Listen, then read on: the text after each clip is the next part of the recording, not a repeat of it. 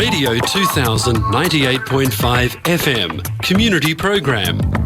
सामाजिक हिंदी कार्यक्रम दर्पण आकाशवाणी 2098.5 FM।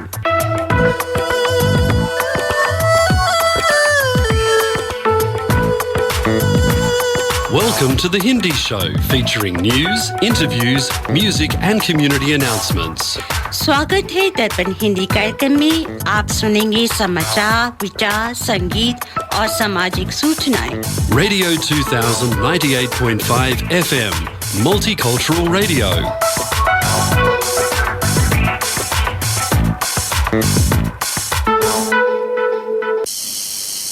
आज रविवार 5123 कलियुग विक्रम संवत 2078 भाद्र महीने के शुक्ल पक्ष की चतुर्दशी 19 सितंबर 2021 है। दर्पण के सभी श्रोताओं को प्रदीप कुमार सिन्हा का सप्रेम नमस्कार। अब सुनिए इस सप्ताह के समाचार। मुख्य समाचार इस प्रकार हैं। प्रधानमंत्री मोदी के जन्म दिवस पर अनेक कार्यक्रम। मोदी जी ने किए 5 असंभव कार्य। मुंबई से कोरोना की अच्छी खबर। क्या बीजेपी और शिवसेना फिर साथ आएंगे, तथा बेटी होने पर गोलगप्पे वाले ने खिलाए मुफ्त गोलगप्पे। और अब सुनिए समाचार विस्तार से। प्रधानमंत्री मोदी ने कल अपने जीवन के 71 साल पूरे किए। भाजपा प्रधानमंत्री के जन्मदिन पर पूरे देश में बड़े आयोजन किए जा रहे हैं, जो 7 अक्टूबर तक चलने वाले हैं। इस आयोजन को पार्टी सेवा और समर्पण अभियान के तौर पर चलाया जा रहा है। दरअसल 7 अक्टूबर को पीएम मोदी के मुख्यमंत्री से लेकर प्रधानमंत्री तक के सफर के 20 साल पूरे हो रहे हैं। 2014 में पहली बार देश की बागडोर अपने हाथ में थामने वाले प्रधानमंत्री नरेंद्र मोदी आज विश्व के सबसे लोकप्रिय जन नेता हैं। मोदी की कार्यशैली और व्यक्तित्व उनको दूसरे अन्य नेताओं की कतार से बिल्कुल अलग खड़ा करता है।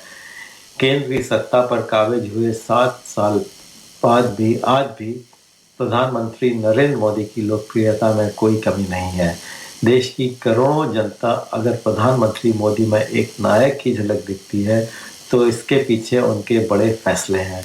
बात चाहे देश में चल रहे दुनिया के सबसे बड़े कोरोना वैक्सीनेशन अभियान की हो, या सीमा पार सर्जिकल स्ट्राइक और जम्मू कश्मीर से धारा 370 हटाने की, प्रधानमंत्री नरेंद्र मोदी ने अपनी नेतृत्व क्षमता का पूरी दुनिया में लोहा मनवाया है।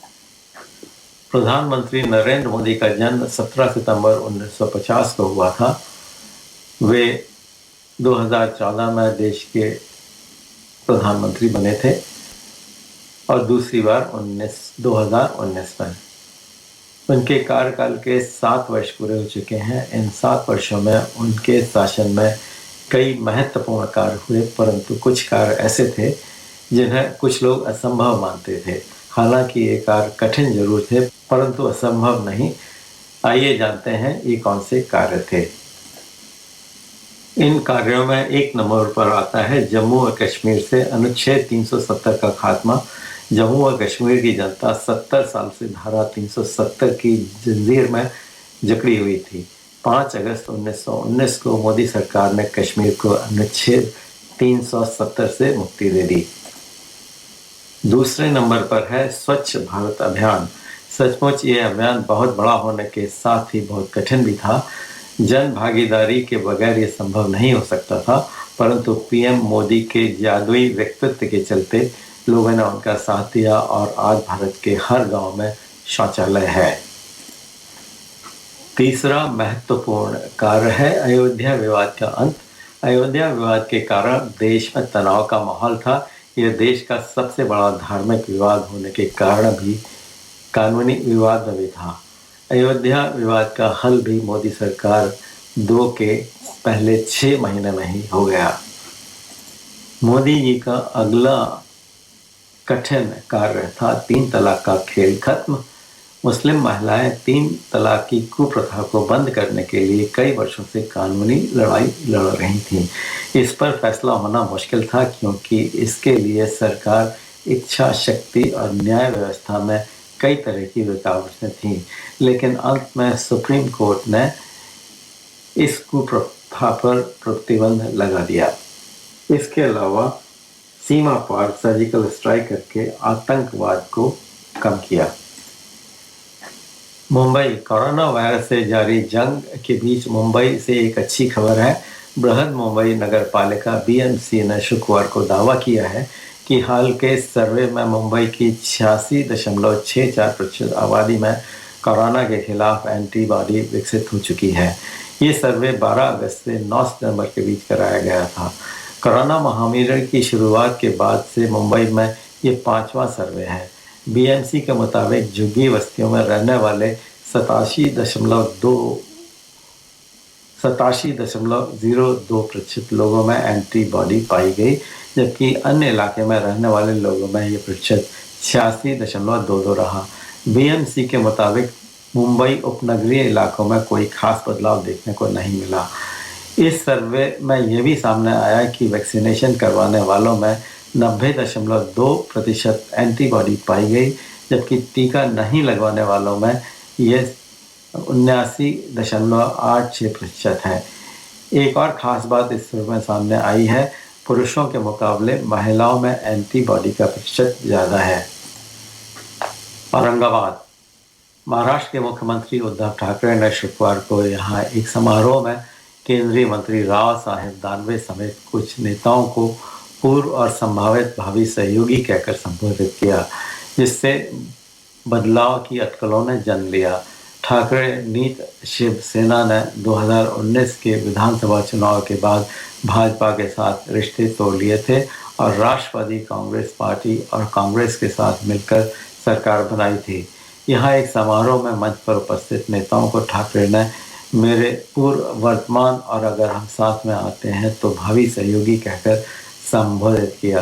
कार्यक्रम में महाराष्ट्र के भाजपा नेता दानवे और राज्य सरकार के वरिष्ठ मंत्री तथा कांग्रेस नेता बाला साहब थोराट मंच पर मौजूद थे। वाणिज्य समाचार। इस सप्ताह दिल्ली सराफा बाजार बंद होने तक स्टैंडर्ड सोने का भाव 50,340 रुपये प्रति 10 ग्राम रहा। यूएस डॉलर की विनिमय दर थी 73.70 रुपये और ऑस्ट्रेलियन डॉलर 53.65 रुपये। मुंबई, शेयरों के ऊंचे भाव पर निवेशकों की मुनाफा वसूली से बीएसई सेंसेक्स शुक्रवार को 125 अंक गिरकर 59,015.89 अंक पर बंद हुआ। इसी प्रकार नेशनल स्टॉक एक्सचेंज का निफ्टी 17,585.15 अंक पर बंद हुआ। भोपाल, मध्य प्रदेश में एक गोलगप्पे वाले ने बेटी होने पर लोगों को मुफ्त गोलगप्पे खिलाए। व्यक्ति ने कहा कि मेरे घर बेटी हुई है, मैंने उसके जन्म से पहले ही कहा था कि अगर मेरे घर बेटी हुई तो हम एक दिन गोलगप्पे का फ्री स्टॉल रखेंगे। उनके अनुसार अब तक 1 लाख से अधिक लोग गोलगप्पे खा चुके हैं। इसी के साथ साप्ताहिक समाचारों का ये अंक यहीं समाप्त हुआ। श्रोताओं, आपने ये भी समाचार सुन लिया होगा कि अमरिंदर सिंह जो पंजाब के चीफ मिनिस्टर हैं, उन्होंने रिजाइन कर दिया है और उनके सारे कैबिनेट के जो मिनिस्टर थे उन्होंने भी रिजाइन कर दिया है। एक और जो घटना हुई है कि पाकिस्तान में न्यूजीलैंड का मैच शुरू होने के बिल्कुल थोड़े पहले ही न्यूजीलैंड ने वहाँ से जाने का फैसला कर लिया। वजह बताई गई कि उनकी जान को खतरा था। आप सुन रहे हैं दर्पण हिंदी कार्यक्रम रेडियो 2000 FM 98.5 मेगाहर्ट्ज पर। आज आपके साथ स्टूडियो में है प्रदीप कुमार सिन्हा और प्रदीप उपाध्याय। और यतीन्द्र जी को मत भूलिएगा, उपाध्याय जी। बिल्कुल, यतीन जी तो आजकल जब से लॉकडाउन हुआ है हमारी मेरी ख्याल सारी टीम उनकी हृदय से आभारी है, क्योंकि उनको हर हफ्ते पूरे 2 घंटे के लिए कार्यक्रम रन करना होता है। उससे पहले काफी लॉजिस्टिक सपोर्ट्स भी देते हैं। तो समझ श्रोताओं और समझ दर्पण टीम की तरफ से हम लोग यतीन जी का धन्यवाद देना चाहेंगे और हमेशा की तरह वो भी आज हमारे साथ रहेंगे। और काफी कुछ है प्रदीप जी आज के कार्यक्रम में। एक हिंदी दिवस सितंबर काफी इवेंटफुल डे होता है, इसमें टीचर्स डे होता है, और हिंदी दिवस भी होता है, इंजीनियर्स डे भी होता है, बहुत सारी चीजें होती हैं। तो चूंकि हम लोग का हिंदी का कार्यक्रम है तो कुछ हिंदी से के अच्छे गाने सुनाएंगे, कुछ कविताएं सुनाएंगे और एक हिंदी के हमारे लेखक हैं उनका हम लोग इंटरव्यू भी करेंगे। तो अच्छा, एक खास बात और हो गई उपाध्याय जी, एक खास बात हो गई है, न्यूजीलैंड की क्रिकेट टीम के साथ पाकिस्तान में पंगा हो गया। हाँ, वो बिल्कुल खबर है। और चलिए कार्यक्रम में जो क्रिकेट का जो सेगमेंट हम करेंगे बीच में, तो उसके बारे में भी बात करेंगे। तो चलिए कार्यक्रम को आगे बढ़ाते हैं। तो प्रदीप जी, आज का सुंदर सा विचार श्रोताओं को सुनाइए फिर। एक नगर में एक मशहूर चित्रकार रहता था। चित्रकार ने एक बहुत सुंदर तस्वीर बनाई और उसे नगर के चौराहे में लगा दिया और नीचे लिख दिया कि जिस किसी को जहाँ भी इसमें कमी नजर आए वह वहाँ निशान लगा दे। जब उसने शाम को तस्वीर देखी, उसकी पूरी तस्वीर पर निशानों से खराब हो चुकी थी। यह देखकर वह बहुत दुखी हुआ। उसे कुछ समझ नहीं आ रहा था कि अब क्या करे। वह दुखी बैठा हुआ था, तभी उसका एक मित्र वहाँ से गुजरा। उसने उसके दुखी होने का कारण पूछा तो उसने पूरी घटना बताई। उसने कहा, एक काम करो, कल दूसरी तस्वीर बनाना और उसमें लिखना कि जिस किसी को इस तस्वीर में जहाँ कहीं भी कोई कमी नज़र आए उसे सही कर दे। उसने अगले दिन यही किया। शाम को जब उसने अपनी तस्वीर देखी तो उसने देखा कि तस्वीर पर किसी ने कुछ नहीं किया। वह संसार की रीति समझ गया। कमी निकालना, निंदा करना, बुराई करना आसान, लेकिन उन कमियों को दूर करना अत्यंत कठिन होता है। यही है जिंदगी। जब दुनिया कहती है कि हार मान लो, तो आशा धीरे से कान में कहती है, एक बार फिर प्रयास करो। तो प्रदीप जी, ये तो बहुत ही सुंदर आज का विचार आपने सुनाया। और उपाध्याय जी, ये मैंने नहीं, आशिमा जी ने भेजी है स्पेशली हमारे श्रोताओं के लिए। आज के परिप्रेक्ष्य में ये बहुत उपयुक्त भी है, क्योंकि ये कहानी तो सब लोगों ने सुनी है, लेकिन इसके अंदर बड़ा अच्छा मैसेज है कि लोग जो है किसी चीज में कमी तो बड़ी आसानी से निकाल देते हैं, लेकिन जब समाधान की बात आती है तो जो लोग पीछे हट जाते हैं, वो चाहे वो राजनीति हो, चाहे व्यक्तिगत रूप से हो, सब जगह होता है। भारत में भी देखिए, मोदी जी को सब गाली दे रहे हैं कि इतना खराब है, ये है, वो है। ठीक है, परिस्थितियां कोविड की वजह से भी खराब हुई हैं, लेकिन हाँ, किसी चीज का समाधान कैसे होना चाहिए इसके बारे में कोई बात नहीं करता। एक खास बात तो ये हो गई, बड़े बड़े दिग्गज कह रहे थे कि भारत की इकोनॉमी बहुत खराब जा रही है, और जब 20.1% का इजाफा देखा तो फिर उनके बोल चुप हो गए, फिर कोई नहीं बोलता है। हाँ, पिछले दिनों से एक्चुअली कल ही की खबर है कि अब छठे नंबर पे आ गए हैं, 3.41 समथिंग, तो काफी मार्जिनली। तो ये ऐसी स्थिति में इस तरीके की अगर सीढ़ी चढ़ी है भारतीय इकोनॉमी ने तो बहुत अच्छी बात है। खैर, इस बारे में हम लोगों का जो रेगुलर सेगमेंट होगा फाइनेंस का, उसमें भी बात करेंगे। तो चलिए प्रदीप जी, टाइम है अब एक भजन का, और जैसा कि हमने बताया था कि हिंदी दिवस का कार्यक्रम है, तो एक सुंदर सा भजन हम लेके आए हैं। ये एक क्लीनिंग गंगा प्रोजेक्ट प्रदीप जी हुआ था, एक्चुअली शायद मोदी जी ने ही शुरू किया था, जब वहां से बनारस से जब उन्होंने वो किया था, तो तभी ये बहुत सुंदर एक गाना जो है वो कैलाश खेर, शान और अनूप जलोटा ने लिखा है। और इसको आज के दिन के लिए मैंने इसलिए चुना है कि हिंदी दिवस है, तो इस भजन की सुंदरता मुझको ये लगी कि बिल्कुल शुद्ध हिंदी में लिखे हुए इसके लिरिक्स हैं। आशा करते हैं श्रोता इसको पसंद करेंगे। और गंगा जो कि हम लोगों की माता है, जिसको हम देवी के रूप में मानते हैं, तो भजन के फॉर्मेट में मेरे ख्याल से यह गाना सुंदर रहेगा। बिल्कुल, बहुत अच्छा रहेगा।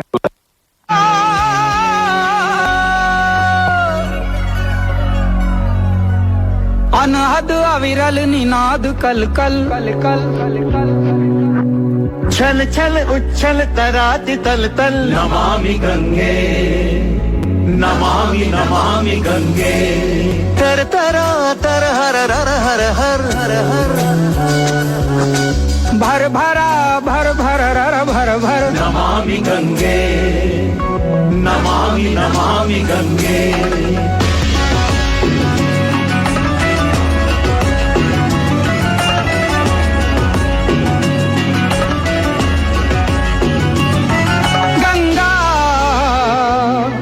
पतित पावनी तरण तारिणी जग उद्धारिणी हिमाद्री जीवदायिनी उज्जयिनी महातारिणी सकल जग कलुष निवारिणी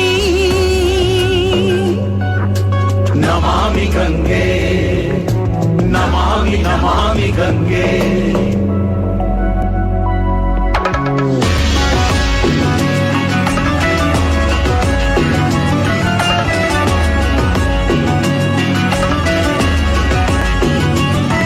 पल पल छिन छिन संभावना यही वंदना यही प्रार्थना श्री महालक्ष्मी महागणा हे महाशिव हे परमात्मना शुभम करोति कल्याणम इति याचना नमामि गंगे नमामि नमामि गंगे ओ अनहद अविरल निनाद कल कल छल छल उच्छल तराति तल तल नमामि गंगे नमामि नमामि गंगे तर तरा तर हर हर हर हर भर भरा भर भर रर भर भर नमामि गंगे नमामि नमामि गंगे अनहद अविरल निनाद कल कल छल छल उच्छल तराति तल तल नमामि गंगे ओ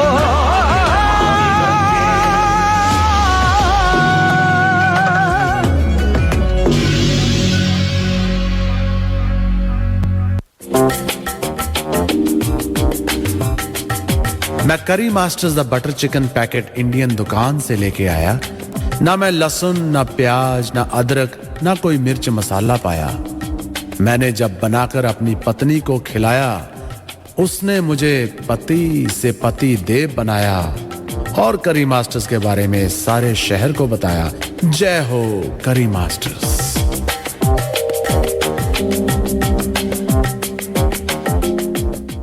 ये था हमारे स्पॉन्सर करी मास्टर का संदेश। उपाध्याय जी, आजकल क्रिकेट के काफी चर्चे हैं और पहले तो भारत का जो 5वां टेस्ट था वो कैंसिल हो गया और अभी अभी कल की खबर है कि न्यूजीलैंड की टीम पाकिस्तान में थी लेकिन पाकिस्तान में खेलने से मना कर दिया सिक्योरिटी कंसर्न की वजह से। तो इमरान खान ने शायद न्यूजीलैंड के प्राइम मिनिस्टर से भी बात की लेकिन बात बनी नहीं और वो लोग कब जाएंगे वहां से, कैसे जाएंगे, ये भी नहीं डिक्लेयर किया है शायद डर के मारे। जी हाँ, ये कल के क्रिकेट के सर्कल में काफी कल की गर्मा गर्म खबर थी कि न्यूजीलैंड का टूर लास्ट मिनट पे कैंसिल हो गया है। और प्रदीप जी, इसमें मैं कोई आश्चर्य की बात नहीं मानता क्योंकि जो पाकिस्तान में जो हालात हैं और स्पेशली तालिबान के आने से बाद उन्होंने और आग में घी का काम किया है। पाकिस्तान की छवि वैसे भी जो है वो आतंकवाद और इसके बारे में बहुत अच्छी, पहले ऐसा नहीं है कि ऑस्ट्रेलिया पाकिस्तान के टूर पहली बार कैंसिल हुआ है, इससे पहले भी कई टूर उनके कैंसिल हुए हैं। उपाध्याय 2011 में जब श्रीलंका की टीम के साथ जो हुआ था आपको पता है? बिल्कुल बिल्कुल, तो वही तो इनका पुराना नाता है। तो ये थोड़ा दुखद है, खेल के लिए दुखद है क्योंकि खेल प्रेमी खेल देखना चाहते हैं लेकिन सुरक्षा पहले आती है, खेल बाद में आता है। तो इसको मेरे ख्याल से पाकिस्तान के लिए आत्ममंथन करने वाली बात है कि इस तरीके की चीजें हो रही हैं तो उनको अपना जो टेररिज्म से उनका एसोसिएशन इतना है इसके ऊपर काफी काम करना होगा, तब जाके जब विश्व का परिप्रेक्ष्य उनके प्रति बदलेगा तभी शायद ये चीजें सुचारू रूप से चालू हो। जल्दी से होता हुआ तो नहीं लगता है। अब समय बताएगा। बाकी क्रिकेट में यह है कि अभी इंग्लैंड का टूर बड़ा एक्साइटिंग स्टेज में चल रहा था, हम लोगों ने पिछले कार्यक्रम में उसको कवर भी किया और श्रृंखला जो थी वो भारत ने 2-1 से लीड ले ली थी और फाइनल मैच से पहले कुछ कोविड का फिर कुछ प्रोटोकॉल ब्रीच हुआ तो वो मैच कैंसिल किया। अभी उसमें थोड़ा सा ये है कि वो मैच कैंसिल माना जाए या भारत के द्वारा हारा हुआ है जिसको फोरफिटेड मैच बोलते हैं, वॉक ओवर इंग्लैंड का वो माना जाएगा, उस पर अभी निर्णय होना है लेकिन अब समय बताएगा। तो अगर भारत उसको हारा हुआ मानता है तो सीरीज ड्रॉ मानी जाएगी 2-2, अगर उसको कैंसिल्ड मानते हैं तो भारत सीरीज ड्रॉएगी। ये स्थिति है। प्लस मंडे से कल से आईपीएल शुरू होने वाला है और जो आधा आईपीएल तो भारत में हो ही चुका था, फिर कोविड के चलते उसको बीच में रोक दिया गया था, अब फिर से शुरू हो रहा है। तो आईपीएल की बहार फिर से शुरू होने वाली, अगले कुछ हफ्तों में आईपीएल के मैचेस हम देखते रहेंगे और आने वाले कार्यक्रम में कवर करेंगे। तो चलिए, काफी खेल की बात हो गई और एक सुंदर सा हिंदी का गाना, जो कि हिंदी दिवस पे हमने इस तरीके के गाने लिए हैं जिसमें कि ज्यादातर हिंदी के शब्द अधिक प्रयुक्त होते हों। तो एक सुंदर सा गाना श्रोताओं को हिंदी का सुनाते हैं।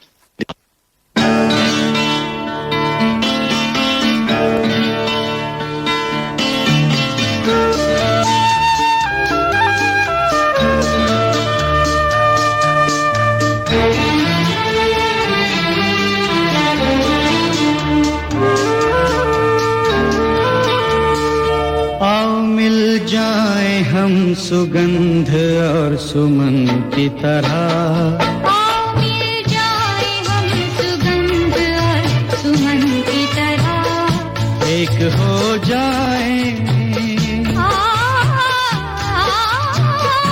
एक हो जाए चलो जान और बदन की तरह। आओ मिल जाए हम सुगंध और सुमन की तरह, मिल जाए हम सुगंध और सुमन की तरह, एक हो जाए चलो जान और बदन की तरह। आ मिल जाए हम सुगंध और सुमन की तरह।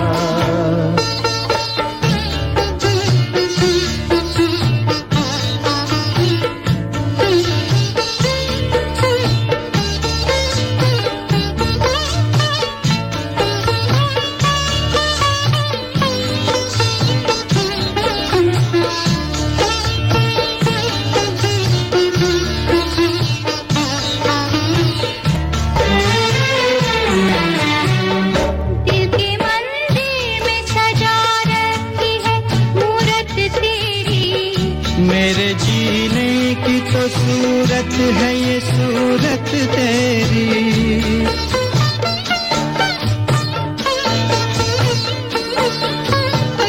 दिल के मंदिर में सजा रखी है मूरत तेरी, मेरे जीने की तो सूरत है ये सूरत तेरी।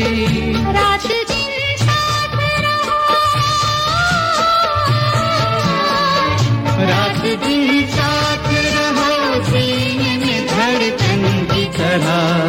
आओ मिल जाए हम सुगंध और सुमन की तरह, आओ मिल जाए हम सुगंध और सुमन की तरह, एक हो जाए चलो जान और बदन की तरह। आओ मिल जाए हम सुगंध और सुमन की तरह।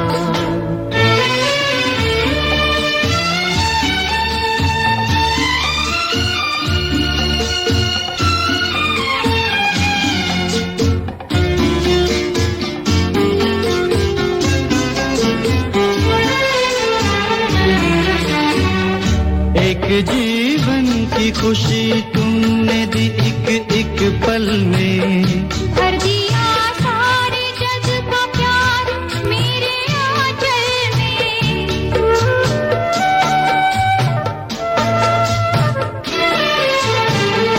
एक जीवन की खुशी तुमने दी एक एक पल में, भर दिया सारे जग का प्यार मेरे आंचल में। प्यार का एक भी पल, प्यार का एक भी पल प्यारा है जीवन की तरह। आओ मिल जाए हम सुगंध और सुमन की तरह, आओ मिल जाए हम सुगंध और सुमन की तरह, एक हो जाए चलो जान और बदन की तरह। आओ मिल जाए हम सुगंध और सुमन की तरह।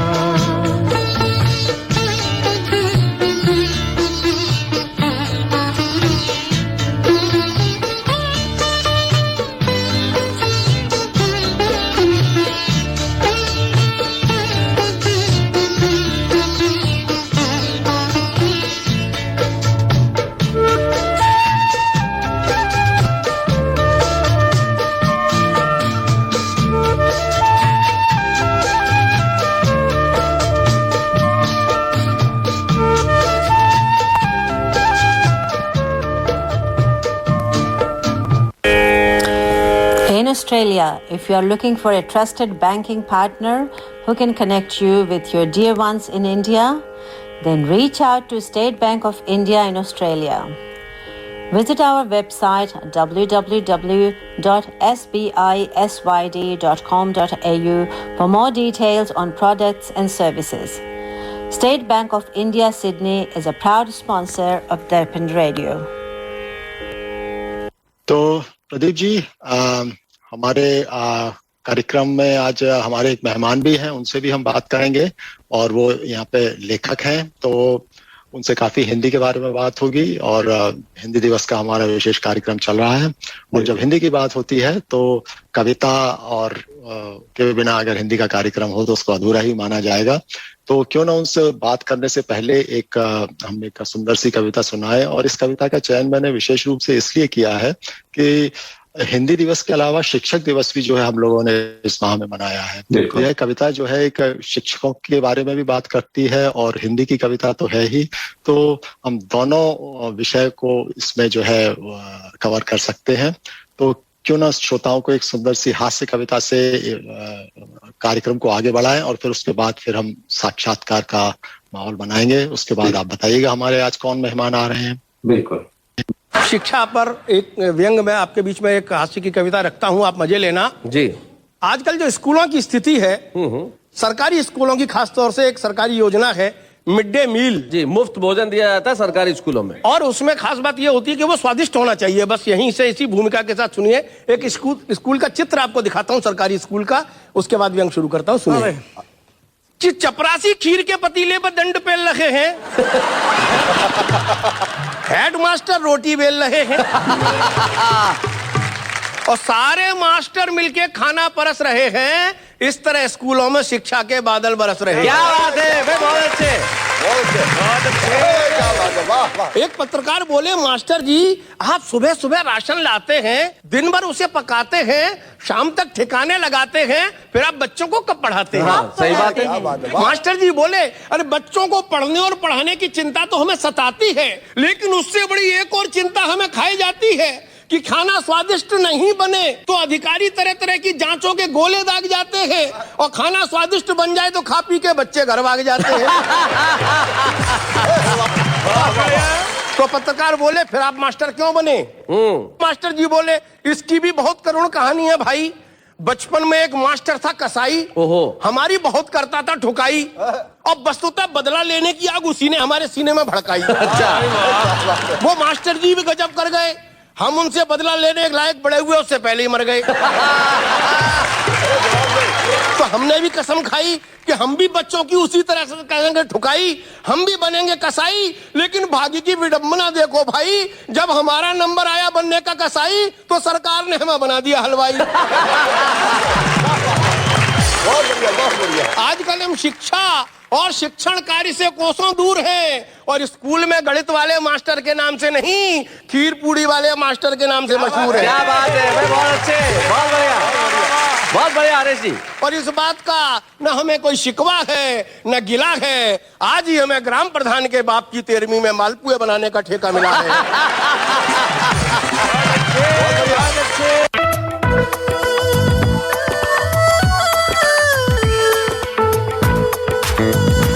Radio 2000 98.5 FM and The Hindi Show. आप सुन रहे हैं दर्पण हिंदी कार्यक्रम 98.5 FM पर। दोस्तों, आज 14 सितंबर है, हिंदी दिवस इसी दिन मनाया जाता है। हम अपने सभी सुनने वालों को हिंदी दिवस की बहुत बहुत शुभकामनाएं देते हैं, इस उम्मीद के साथ कि हिंदी भविष्य में और फलेगी फूलेगी और देश विदेश में ये अपना नाम रोशन करेगी या बहुत सारे लोग इसे जानेंगे और बोलेंगे। आज हिंदी दिवस है तो हमने सोचा कि हिंदी के बारे में हम किसी हिंदी के लेखक से बात करेंगे।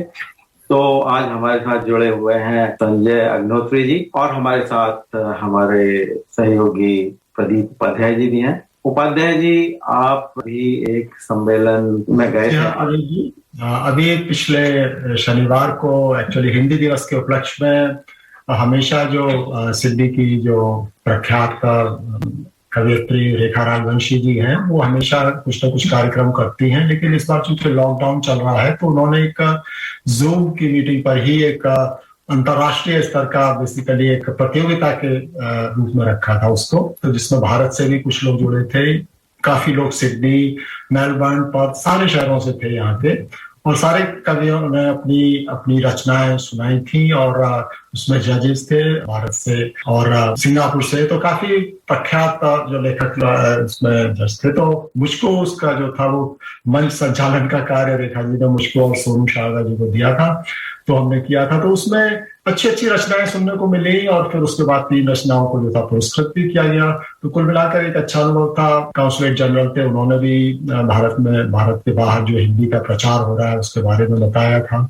तो कुल मिलाकर मुझको अच्छा लगा कि भारत के बाहर हिंदी जो है अपना एक भाषा के रूप में अपने आप को स्थापित कर रही है, उसको बोलने वाले भी हैं, सुनने वाले भी हैं, और अंतर्राष्ट्रीय स्तर पर उसको मान्यता एक तरीके से मिल रही है। और अग्निहोत्री जी, आपके परिप्रेक्ष्य में मैं ये कहूंगा कि आप तो सिडनी में रहते हुए हिंदी में इतना अच्छा लिखते हैं, आपने कई उपन्यास भी लिखे हैं, तो आपसे हम जानना चाहेंगे कि ये हिंदी में लेखन भारत के बाहर आपका किस प्रकार का अनुभव रहा है? बड़ा अच्छा सवाल किया आपने डॉक्टर साहब। भारत के बाहर हिंदी में जो काम हो रहा है वो आपने बिल्कुल सही बताया कि हिंदी में ये प्रोत्साहन के लिए इस तरह के काम हो रहे हैं, लेकिन शायद मेरे हिसाब से भारत के बाहर लेखन एक अलग समस्या है। हम हिंदी लेखन की पहली पीढ़ी अगर आप कहें तो उस त्रासदी से अभी भी भारत के बाहर गुजर रहे हैं। संभावनाएं बहुत हैं क्योंकि बिल्कुल खुला मैदान है, कहीं कोई प्रतिस्पर्धा नहीं है, लेकिन चक्कर ये है कि कोई सुविधाएं भी नहीं है, इसलिए कोई कुआं खोद के पानी पीना नहीं चाहता, सबको खुदा खुदाया कुआं चाहिए, यानी बना बनाया बाजार सब चाहते हैं, क्योंकि सुविधाएं तो है नहीं जैसा मैंने पहले बताया, इसलिए कोई बाजार बनाना नहीं चाहता। अगली पीढ़ी सुविधाएं होनी चाहिए। संजय जी, किस तरह की सुविधाएं? मैं आ रहा हूँ उसी पे। अब देखिए, अगली पीढ़ी को भी कोई रुचि नहीं है, क्योंकि न तो ग्लैमर है न पैसा है। तो यहाँ हमको सबसे पहले चाहिए, एक तो पैसा होना चाहिए, या अगर पैसा ना हो तो ट्रांसपोर्टेशन ऐसा हो कि भारत में भी अगर मान लीजिए हम पब्लिश होते हैं तो यहाँ पर किताब सस्ती पड़े। आप मेरी किताबों को देख लीजिए, यहाँ पे जो कि हमारे यहाँ के पाठक हैं जो कि चाहते हैं कि किताब पब्लिश होते ही एकदम उनको चाहिए होती है, तो उनके लिए मैं मंगाता हूँ, उस वक्त भी वो किताब कम से कम मुझे $10 की पड़ती है। तो केवल वही लोग मंगाते हैं जो कि बिल्कुल ऑनलाइन नहीं पढ़ना चाहते, सिर्फ पेपर बैक पढ़ना चाहते। ये एक समस्या। अच्छा, तो उस पर मैं कह रहा था कि ग्लैमर नहीं है कि हिंदी की किताब लेके कोई चलना जो है वो शान की बात समझे। अंग्रेजी के प्रति जो है रुझान ज्यादा है, प्रतिस्पर्धा भी बहुत है। ग्लैमर इसलिए नहीं है कि ग्लैमर कभी बनाया नहीं गया, हिंदिया में नहीं है, यहाँ तो बहुत ही मुश्किल बात। तो संजय जी ये बताइए कि भारत में भी आप कह रहे हैं कि ऐसा ही है, तो ये हिंदी का प्रचार और प्रसार कैसे बढ़ेगा? इस बारे में 2 मिनट लगेंगे थोड़ा सा। अब जैसे देखिए, पहली चीज तो यह है कि जो जॉब्स हैं, जैसे कि उद्योगों को निर्देश होना चाहिए कि अंग्रेजियत की मानसिकता से बाहर आए।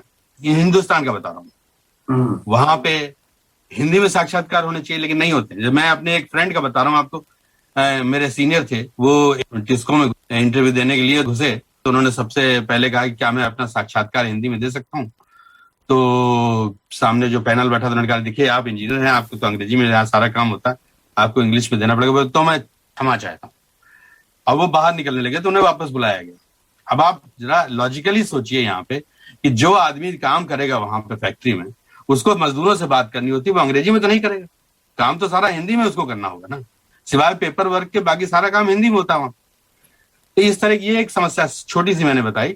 इस तरह की और भी बहुत सी बातें हैं, जैसे कि पाठ्यक्रम है, जो अगर किताबें हिंदी में हो, हिंदी के प्रति ये हो कि साहब जो हिंदी में करेगा उसको पुरस्कृत किया जाएगा। जैसे अभी उपाध्याय जी ने बताया कि साहब कि यहाँ पे कुछ रहेगा, शुरू किया है, लेकिन अभी भी उतना नहीं है जिस तरह की होना चाहिए।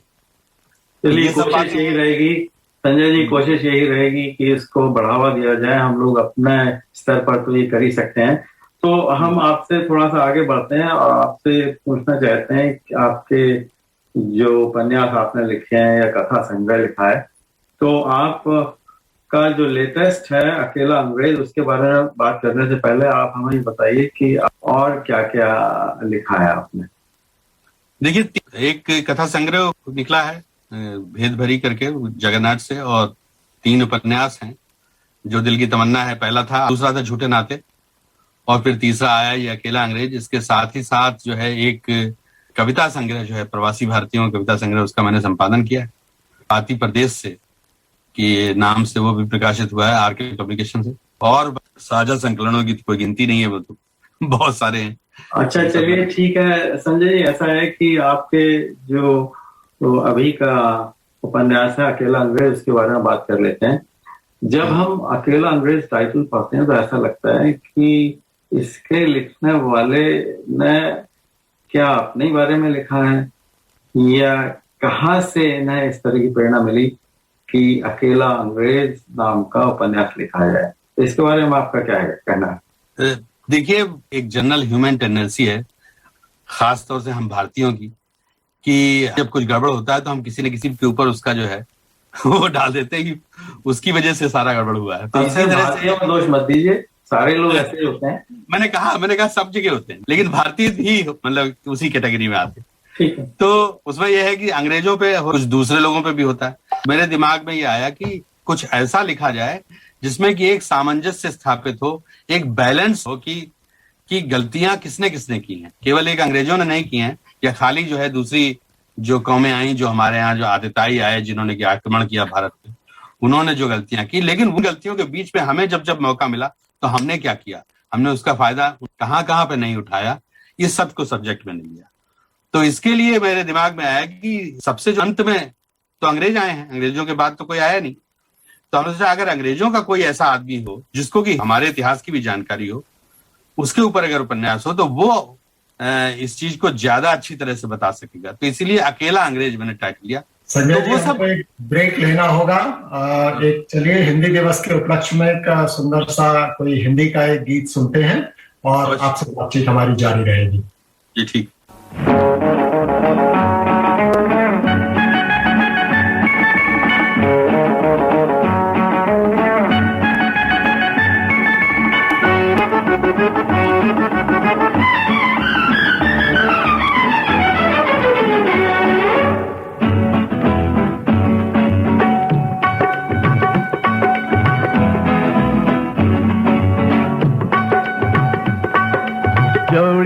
हमारी जमेगा कैसे जानी, जोड़ी हमारी जमेगा कैसे जानी। हम तो है अंग्रेजी, तुम लड़की हिंदुस्तानी। तुमको भी मुश्किल मुझे भी परेशानी, तुमको भी मुश्किल मुझे भी परेशानी। बात मानो सैया बन जाओ हिंदुस्तानी। जोड़ी हमारे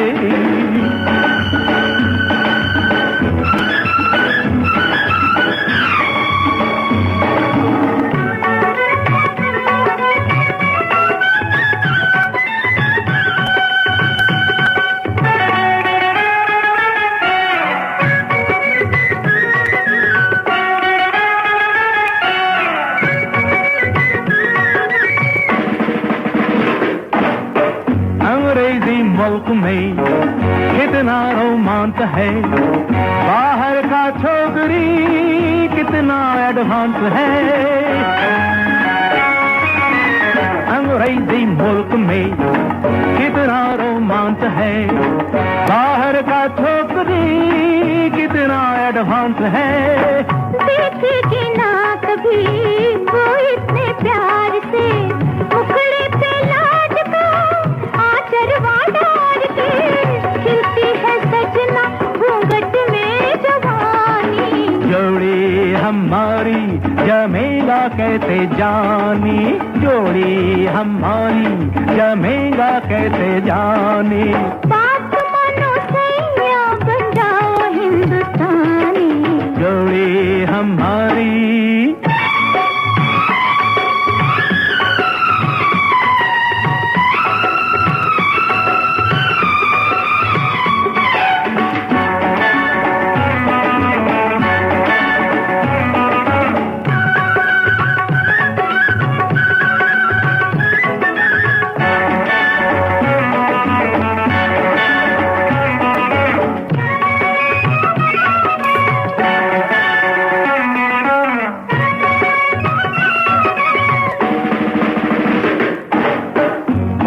में थाम के 2 घंटा रोज में तुमको सिखलाएगा उल्पट का पोज में। बाहों में थाम के 2 घंटा रोज में तुमको सिखलाएगा उल्पट का पोज में। दैया रे नैन का कजरा ना छूट जाए, झकझोरो ना पिया झुमका ना टूट जाए। रोती की देखो तुम्हारे दिल की रानी, तुमको भी मुश्किल मुझे भी परेशानी, तुमको भी मुश्किल मुझे भी परेशानी। हम तो है अंग्रेजी तुम लड़की हिंदुस्तानी, जोड़ी हमारे।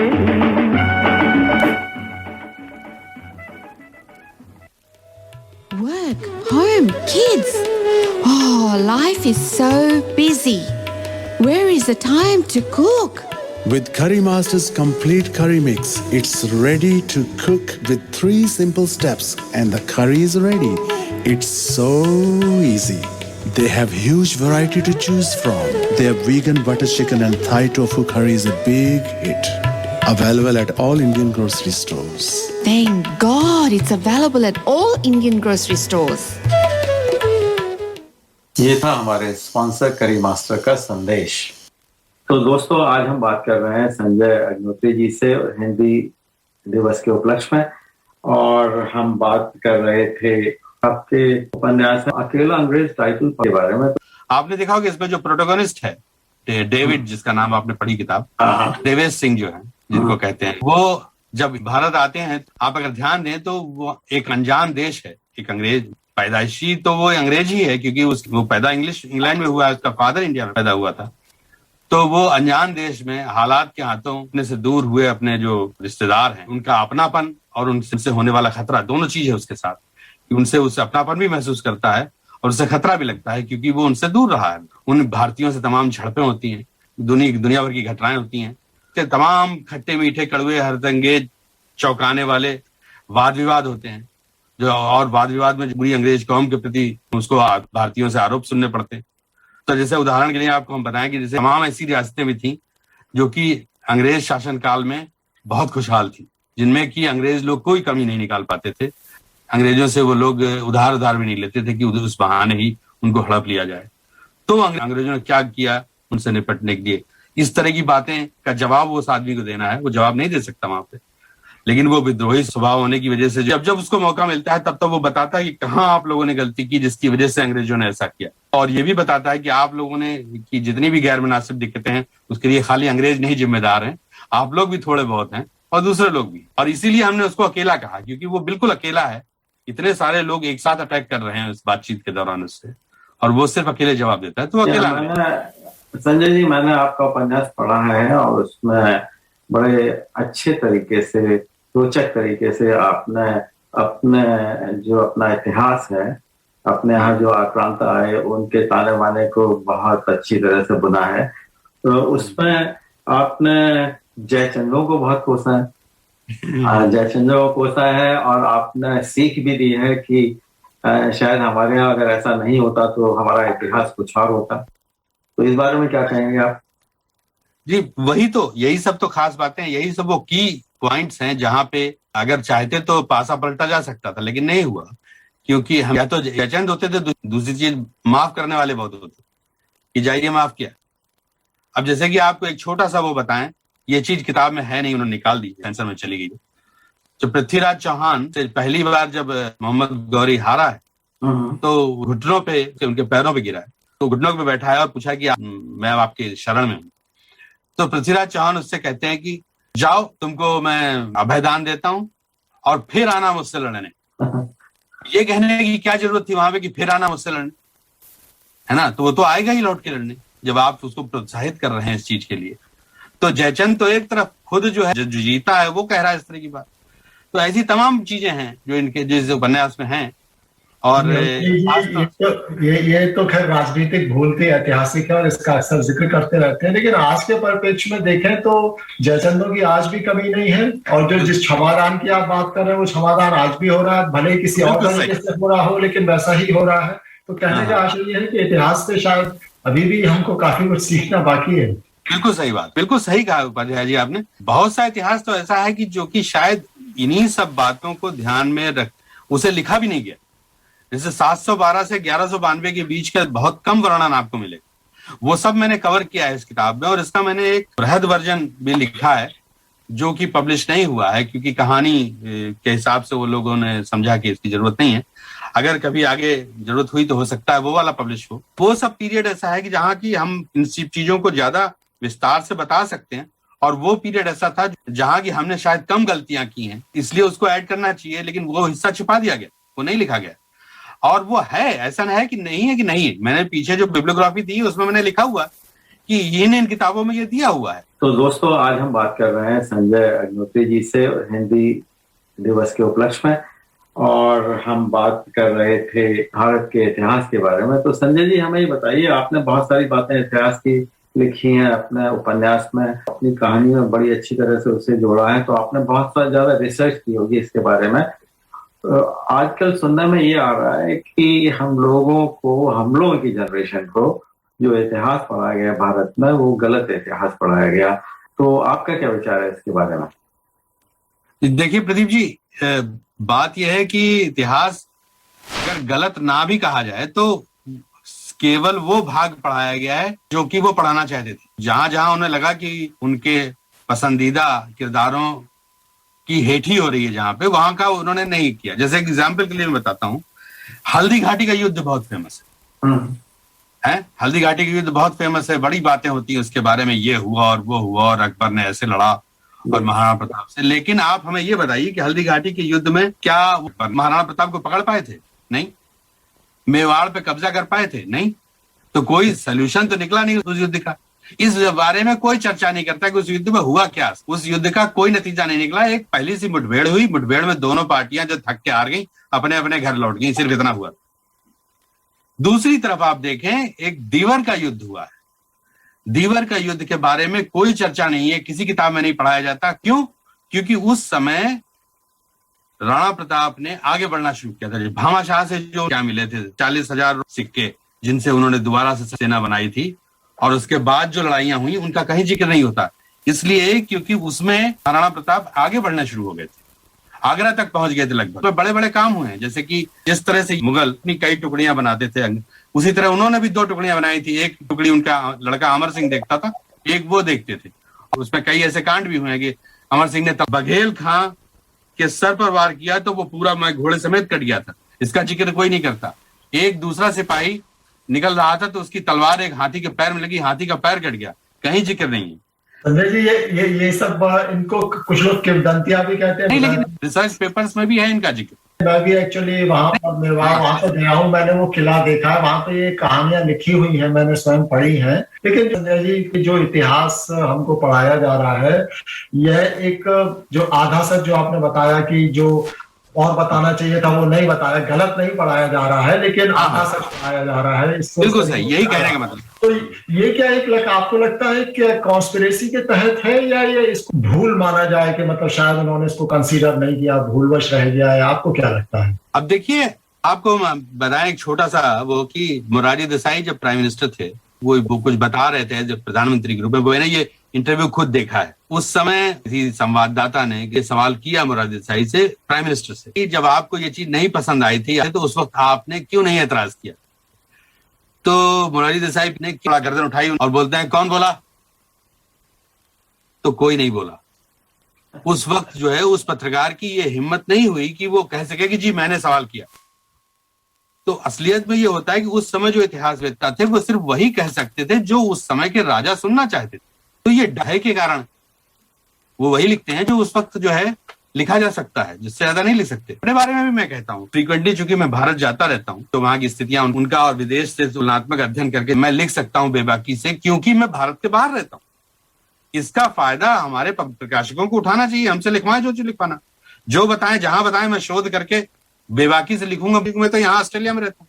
तो वो आपका कहने का आशय है कि वो भय जो है अब नहीं है, अब आप लोग खुल के कह सकते हैं, और उसी कारण जो है इस प्रकार की बातें अब आती हैं कि इतिहास जो है वो संतुलित रूप से नहीं पढ़ाया जा रहा है। हाँ, तो उसको दोबारा लिखा जा सकता है। ये भी एक तरीका है। हिंदी को आगे बढ़ाने के लिए भी इसका इस्तेमाल हम कर सकते हैं कि वो सब किताबें दोबारा से लिखे जाए, उसमें तमाम इतिहासवेत्ता चाहिए, तमाम लिखने वाले चाहिए, तमाम टाइपिस्ट चाहिए, तो नौकरियां होंगी तो अपने आप हिंदी को लोग पसंद करना शुरू कर देंगे। क्योंकि मेन तो रोजी रोटी भी आदमी को चाहिए ना, खाली हिंदी पढ़ के तो पेट नहीं भर सकता। समय का अभाव है, मेरे ख्याल से बातचीत को हमको खत्म करना होगा कि आज हिंदी विषय पर सवाल तो बहुत थे और आपने इतनी अच्छी जानकारी दी, इतिहास की जानकारी दी और अपनी पुस्तक के, अपने लेखन के बारे में आपने बताया। और मैंने भी अकेला अंग्रेज नहीं पढ़ी है, लेकिन मुझे लगता है इसकी कहानी रुचिकर है, जैसा आपने बताया। मैं अवश्य इसको पढ़ूंगा और श्रोताओं से भी आग्रह करेंगे कि संजय जी से अगर इनके उपन्यास पढ़ना चाहें तो आप उनसे संबंध स्थापित कर सकते हैं। हमारे व्हाट्सएप ग्रुप पर संजय जी उपस्थित हैं। तो चलिए संजय जी, आप हम लोगों से आपने बात की, हमारे श्रोताओं को अपनी इतनी सुंदर जानकारी दी, उसके लिए आपका धन्यवाद। आपसे और आपको नमस्कार। श्रोताओं, आगे प्रोग्राम में राजा महेंद्र सिंह के ऊपर भी एक वार्ता है। वो कोई दूर की इतिहास नहीं है, वो अभी का इतिहास है। आपने सुना होगा कि अलीगढ़ में अभी एक राज्य विश्वविद्यालय की शुरुआत हुई है, जिसका शुभारंभ हमारे प्रधानमंत्री मोदी जी ने करा था। पिछले हफ्ते की ही बात है।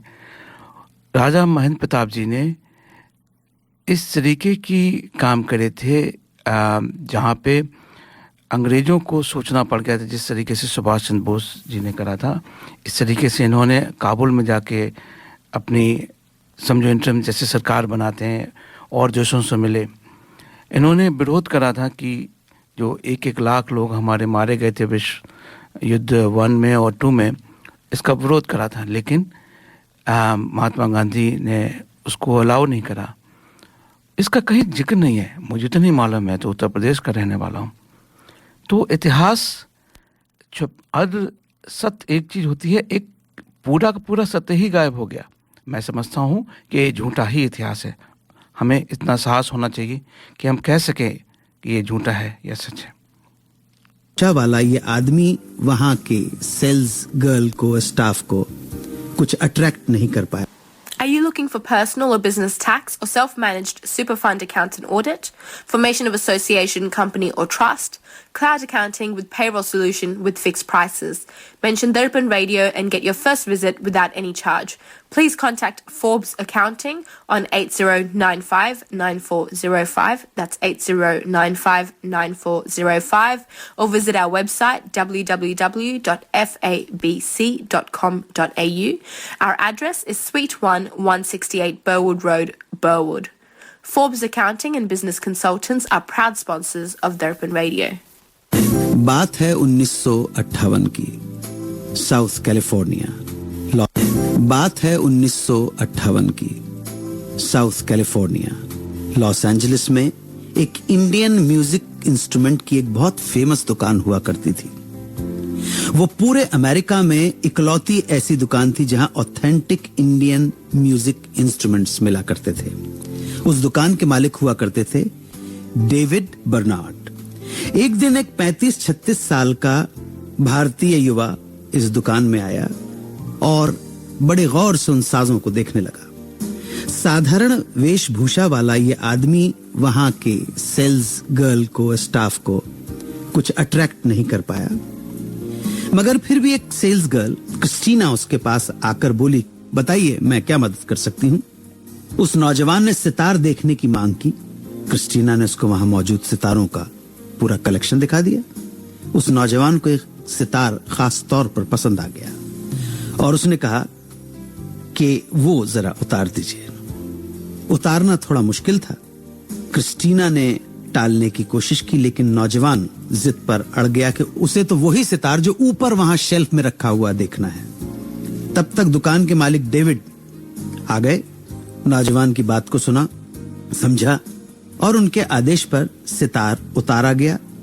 क्रिस्टीना बोली, इसे बॉस सितार कहा जाता है और आम सितार वादक इसे बजा नहीं सकते हैं। ये बहुत बड़े बड़े शो में इस्तेमाल होता है।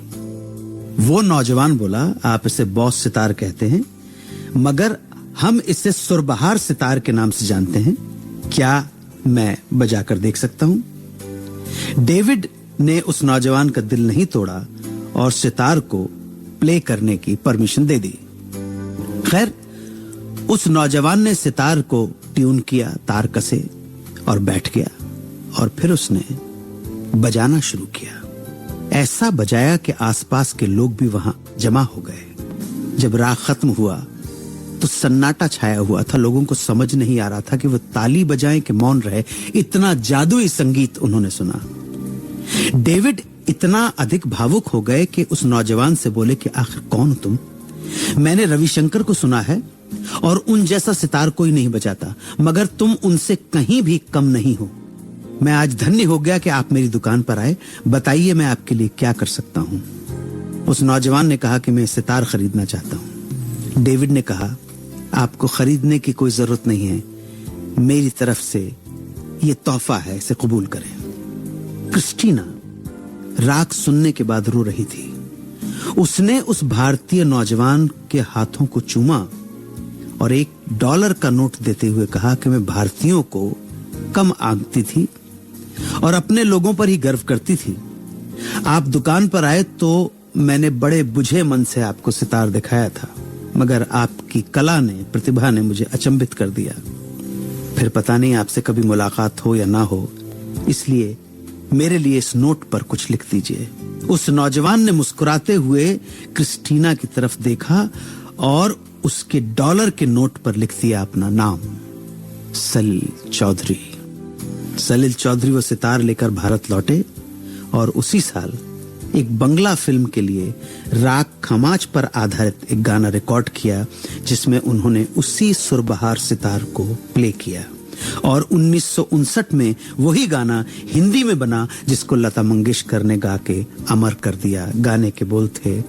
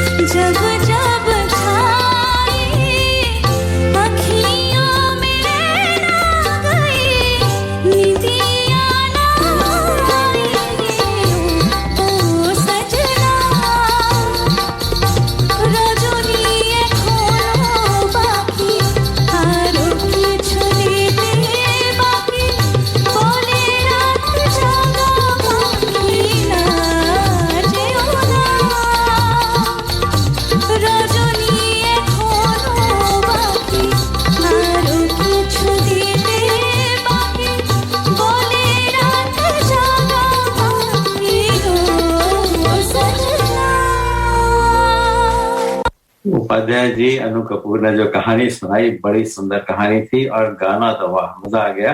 गाना भी बहुत मजा था। हाँ जी हाँ, एक्चुअली अनु कपूर एक रेगुलर भारत में एक्चुअली किसी एफएम चैनल पे एक सुहाना सफर नाम से अपना प्रोग्राम करते हैं और वहीं से ये पीस मैंने लिया था और ये गाना मेरा भी फेवरेट है। तो इसके बारे में और सलील चौधरी के बारे में इतनी रोचक जानकारी मिली तो मैंने सोचा क्यों ना श्रोताओं के साथ इसको साझा किया जाए। और एक बात प्रदीप जी और बताना चाहूंगा कि मूल रूप से यह गाना जो है लता मंगेशकर ने गाया, लेकिन इस गाने में मैंने जो पिछले दिनों इंडियन आइडल हुआ था जिसके बारे में हमने श्रोताओं को बताया भी था कि जिसका फाइनल हुआ था, तो उसमें जो फाइनलिस्ट थी एक लड़की अरुणिता कांजीलाल, वो काफी अच्छी गायिका है, तो उनकी आवाज का गाना हमने सुनाया है। तो ये भी श्रोताओं के लिए एक थोड़ा सा एक अलग अनुभव है क्योंकि लता मंगेशकर वाला गाना तो हम हमेशा ही सुनते हैं, लेकिन उन्होंने गाया और उसका उन्होंने बंगाली वर्जन भी गाया है। तो आशा करते हैं यह प्रयोग श्रोताओं को पसंद आया होगा। तो चलिए प्रदीप जी, संगीत की बात से आगे बढ़ते हैं और सुना है कुछ टेक्नोलॉजी में आप कुछ आज हमारे श्रोताओं को कुछ नया सुनाने वाले हैं। ऐसा है उपाध्याय जी, इसरो के बारे में तो आप जानते ही हैं कि इसरो ने कितनी प्रोग्रेस की है और दुनिया में अपना नाम किया है। इसरो की 2 यंग साइंटिस्ट हैं, उन्होंने एक नया स्टार्टअप शुरू किया है जिन्हें 2020 में नेशनल अवार्ड मिला था फॉर स्टार्टअप। तो उनके बारे में और उनकी टेक्नोलॉजी के बारे में बात हो रही है। आशा है कि आप सभी लोगों को पसंद आएगी। Every Sunday, listen to the Hindi show 98.5 FM Radio 2000. हर रविवार सुनिए दर्पण हिंदी कार्यक्रम 98.5 FM पर सुबह 9 से 11 बजे तक। हैदराबाद के 2 युवा एक्स इसरो वैज्ञानिकों ने मिलकर स्काई रूट स्टार्टअप की स्थापना की है। ये वैज्ञानिक हैं पवन कुमार चंदना और भारत डाका। 2020 में इन्हें नेशनल स्टार्टअप अवार्ड मिल चुका है। इसरो वैज्ञानिक कई उपलब्धियां हासिल कर चुके हैं और सिलसिला जारी है। मेक इन इंडिया और मेक फॉर वर्ल्ड के मंत्र के बीच एक भारतीय कंपनी स्पेस सेक्टर में नया कदम रखने जा रही है। भारत की aerospace company Skyroot ISRO की मदद से दिसंबर 2021 तक अंतरिक्ष में रॉकेट लॉन्च कर देगी। स्काई रूट ने अपने पहला लॉन्च व्हीकल का नाम विक्रम 1 रखा है। स्काई रूट एरोस्पेस पहला भारतीय स्टार्टअप है जिसके जरिए देश के पहले निजी रॉकेट इंजन रमा का सफल परीक्षण पूरा हुआ। रॉकेट इंजन के क्षेत्र में इसे अगला और अहम पड़ाव माना जा रहा है। रॉकेट इंजन मुख्य रूप से 2 प्रकार के होते हैं, इस चरण में काम करते हैं और जिसकी हर स्टेज के लिए अगला अलग इंजन अटैच होता है, जिसके कुछ इंजन में तरल ईंधन का इस्तेमाल होता है। यानी सामान्य शब्दों में रॉकेट लंबवत सिलेंडर के आकार का एक ऐसा यान है, अपने इंजन की मदद से तेज गति से आगे बढ़ता है। कंपनी रॉकेट की अपर स्टेज इंजन का परीक्षण कर चुकी है जिसका शुरुआती निर्माण कार्य पूरा हो चुका है। टीम ने कहा कि सब कुछ सही रहा तो दिसंबर 2021 तक वो इसरो के मार्गदर्शन में रॉकेट का मेडन लॉन्च पूरा कर देंगे। भारत में पहली बार निजी क्षेत्र के तौर पर हमने उपग्रहों की लॉन्चिंग के लिए लिक्विड इंजन का सफल परीक्षण किया है। कंपनी के 2 रॉकेट चरण 6 महीने में परीक्षण के लिए तैयार हो रहे हैं। हाल ही में हुए इंजन टेस्ट को लेकर कंपनी ने कहा कि वो 3 रॉकेट पर काम कर रही है। इसमें संस्थापक को याद करते हुए इसका नाम विक्रम 1, विक्रम 2, विक्रम 3 रखा गया है। विक्रम 4 चरणों में काम करने वाला रॉकेट है जो अंतिम दौर में पहुंच चुका है। परीक्षण के दौरान इंजन में तरल ईंधन का प्रयोग हुआ। कंपनी ने इंजन का नाम रमन रखते हुए इसके जरिए नोबेल पुरस्कार विजेता सर सीवी रमन को श्रद्धांजलि देने की कोशिश की है। रमन इंजन में UDMH और NTU तरल ईंधन का इस्तेमाल हुआ। 4 इंजन वाला ये क्लस्टर 3.4 किलो न्यूटन जनरेट करेगा। ये इंजन कई उपग्रहों को एक ही बार में अलग अलग कक्ष में स्थापित कर सकता है।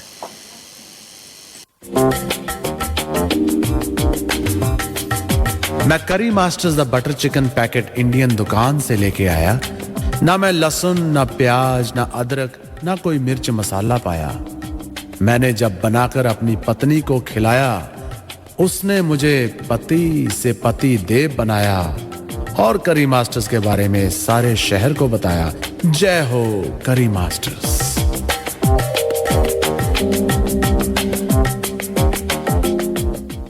ये था हमारे स्पॉन्सर करी मास्टर का संदेश। जैसा कि हम सब लोग जानते हैं कि कोरोना ने हमारी जीवन शैली को काफ़ी हद तक बदल दिया है और छोटे बच्चों की पढ़ाई लिखाई भी अपवाद नहीं है। पिछले दिनों एक मनोरंजक व्यंग इस संदर्भ में, ऑनलाइन पढ़ाई के संदर्भ में मुझको मिला था, जिसका शीर्षक था हिंदी क्लास इन इंग्लिश। इसके लेखक हैं अरुण अर्णव खरे। मैं अचंभित कम सदमे में ज़्यादा हूँ जब मैंने अपने 6 वर्षीय पोते के साथ पहली कक्षा की ऑनलाइन हिंदी क्लास अटेंड की। मेरे लिए यह अजूबा अनुभव था। क्लास माइक्रोसॉफ्ट मीट पर आयोजित होनी थी। निर्धारित समय पर लैपटॉप स्क्रीन पर अवतरित होते हुए मैम बोली, good morning children, I am Sindura Acharya, your Hindi class teacher. बच्चों ने अपने अपने ऑडियो अनम्यूट करते हुए समवेत स्वर में गुड मॉर्निंग टीचर का राग अलापा। सिंदूरा मैम खुश होते हुए बोली, please mute your devices, I will first take your attendance and then show a slide of netiquettes, so please watch carefully. Okay children, today we will learn how to write small a and big a. सिंदूरा ma'am बोली, बच्चों मैं आपकी Hindi teacher हूँ तो कभी कभी हिंदी में भी बात करूँगी। ओके मैम, कुछ बच्चे माइक अनम्यूट करके बोले। थैंक्स गॉड, हिंदी की कक्षा में हिंदी सुनने को तो मिली। मैं मन ही मन बुदबुदाया। I am sharing my screen, you can see Hindi letter small अ हियर।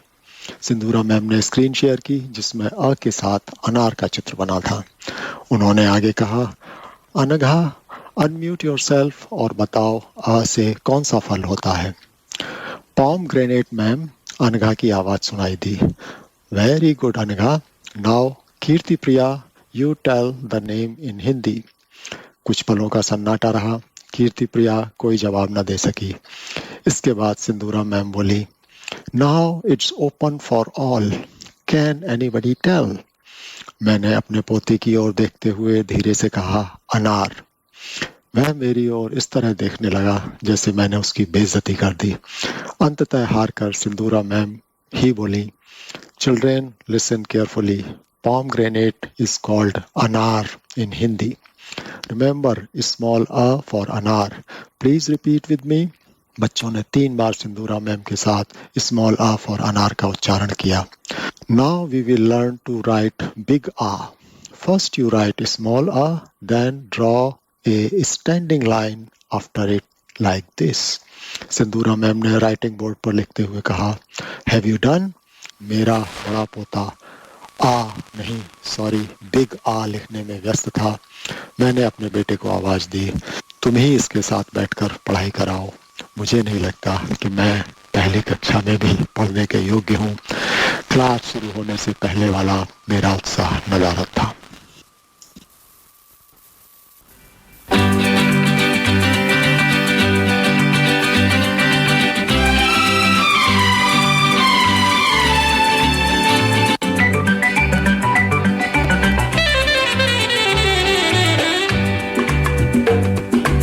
अंग्रेजी में कहते हैं कि आई लव यू, गुजराती माँ बोले तने प्रेम करूँ छू छू छू, बंगाली में कहते हैं आमी तो माँ के भालोबाशी, और पंजाबी में कहते हैं तेरी तो हाँ, तेरे बिन मर जाना, मैं तेनू प्यार करना, तेरे जियो नहीं लबड़ी ओ साथी हो निबलिए। अंग्रेजी में कहते हैं कि आई लव यू, गुजराती माँ बोले तने प्रेम करूँ छू, बंगाली में कहते हैं आमी तो माँ के भालोबाशी, और पंजाबी में कहते हैं तेरी तो हाँ, तेरे बिन मर जाना, मैं तेनू प्यार करना, तेरे जियो नहीं लबड़ी ओ साथी हो।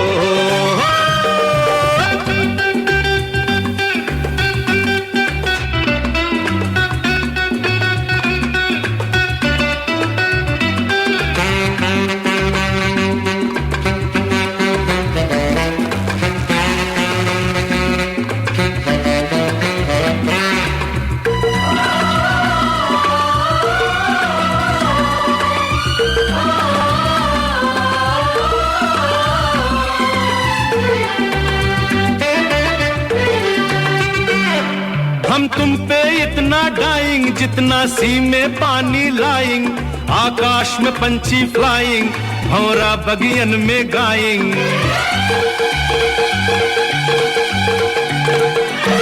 हम तुम पे इतना डाइंग जितना सी में पानी लाइंग, आकाश में पंछी फ्लाइंग, भौरा बगियन में गाइंग। अंग्रेजी में कहते हैं कि आई लव यू, गुजराती माँ बोले तने प्रेम करूं छू, बंगाली में कहते हैं आमी तो माँ के भालोबाशी, और पंजाबी में कहते हैं तेरी तो तेरे बिन मर जाना, मैं तनु प्यार करना, तेरे जियो नहीं हो लबड़ी ओ साथी हो।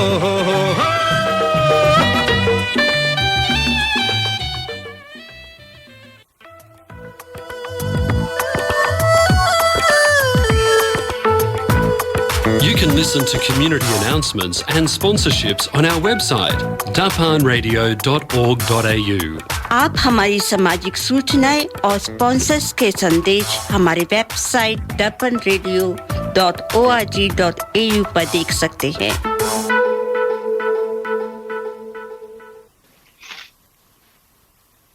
तो अब समय होता है वाणिज्य रिपोर्ट का।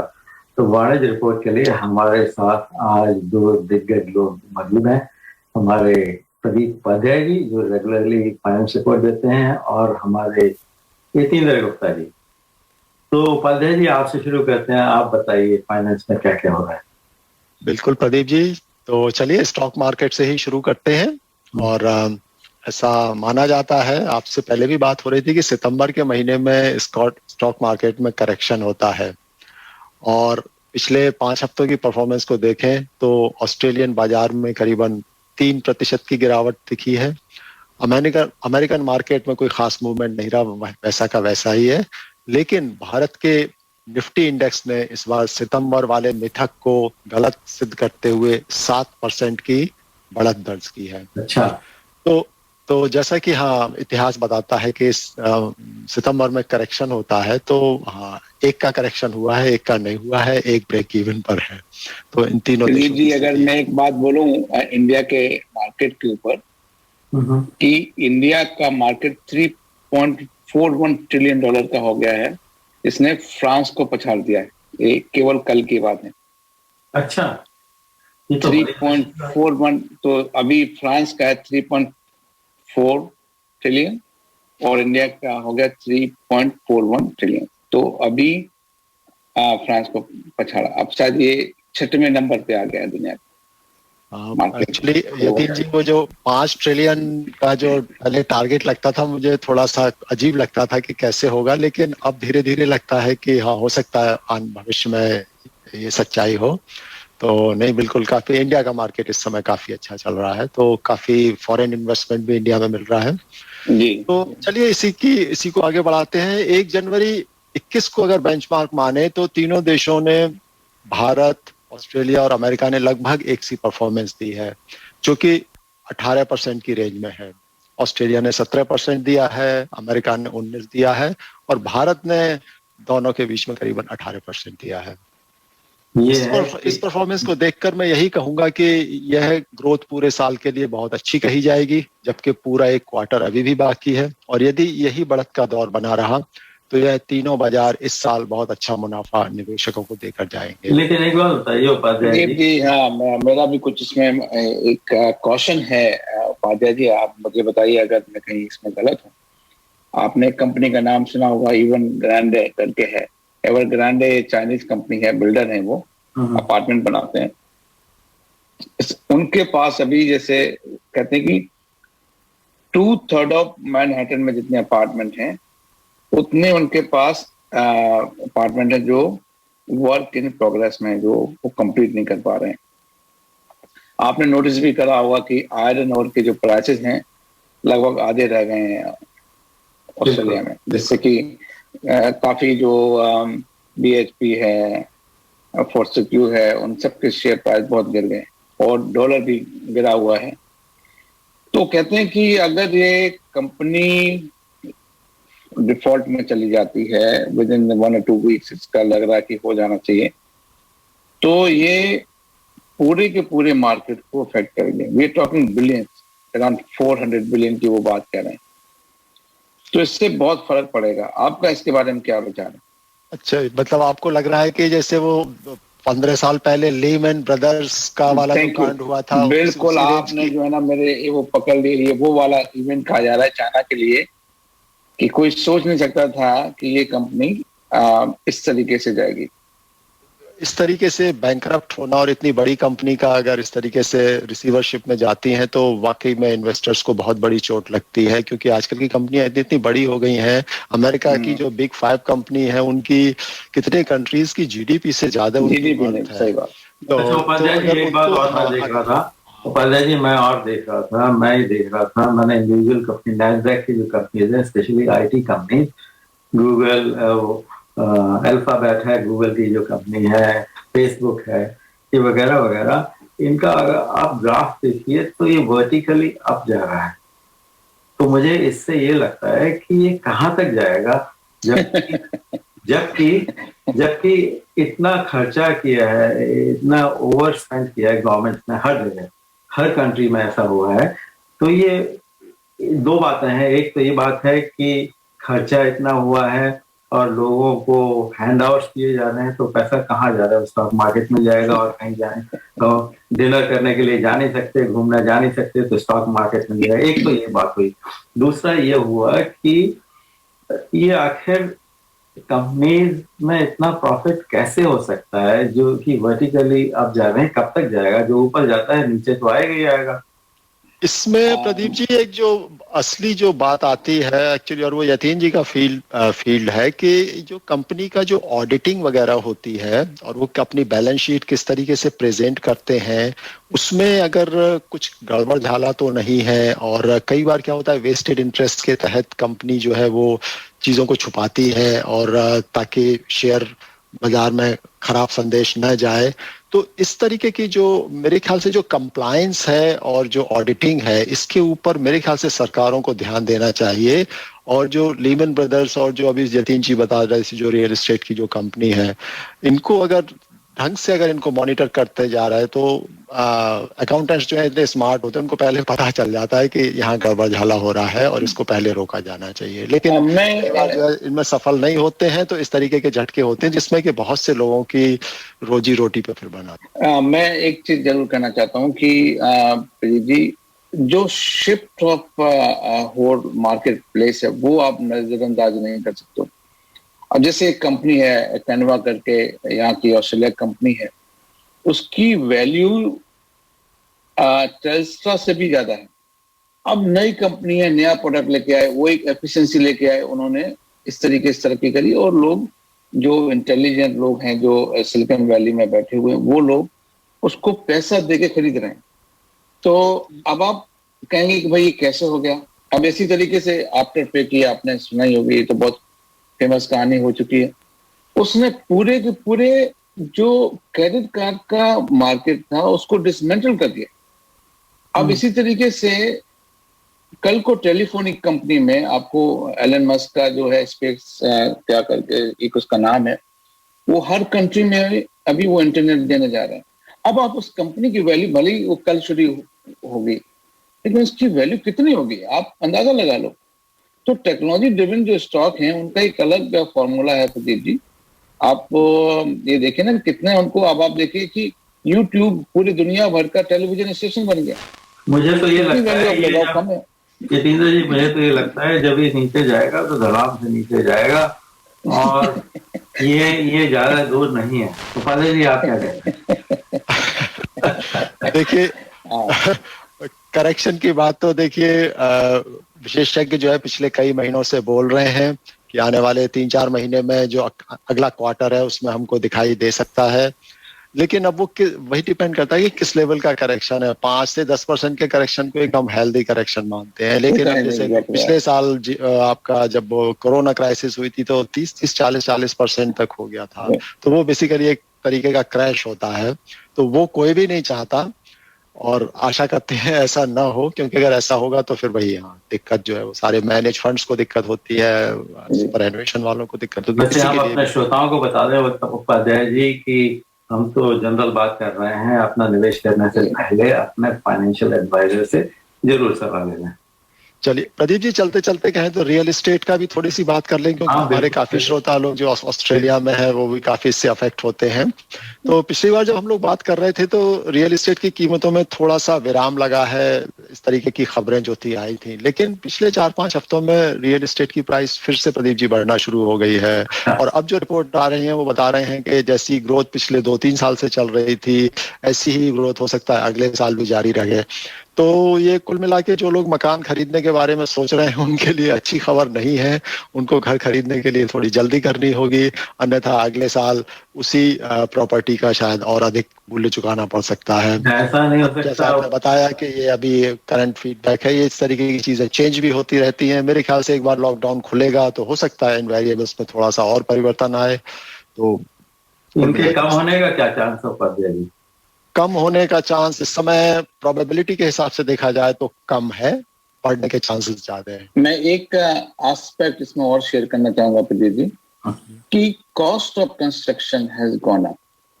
तो कॉस्ट ऑफ रॉ मटेरियल जो है ना, ऐसे नहीं 10% 20% गया, जैसे वुड का है वो डबल हो गया, ट्रिपल हो गया, मिल ही नहीं रही। आयरन और स्टील सबका प्राइसेस बढ़ चुका है, और सप्लाई चेन ब्रेक होने से जो नॉर्मल बिल्डिंग मटेरियल आ रहा था ऑस्ट्रेलिया में वो भी डिले हो रहा है। तो कॉस्ट ऑफ कंस्ट्रक्शन ऊपर जाने से आप ये मान के चलिए कि वो भी प्रेशर है। डिमांड सप्लाई वाला तो एक अलग फैक्टर हो गया, लेकिन कॉस्ट ही अगर ऊपर जाएगी तो फिर कैसे प्राइस ऊपर नहीं जाएगा, वरना बिल्डर बैठ जाएंगे।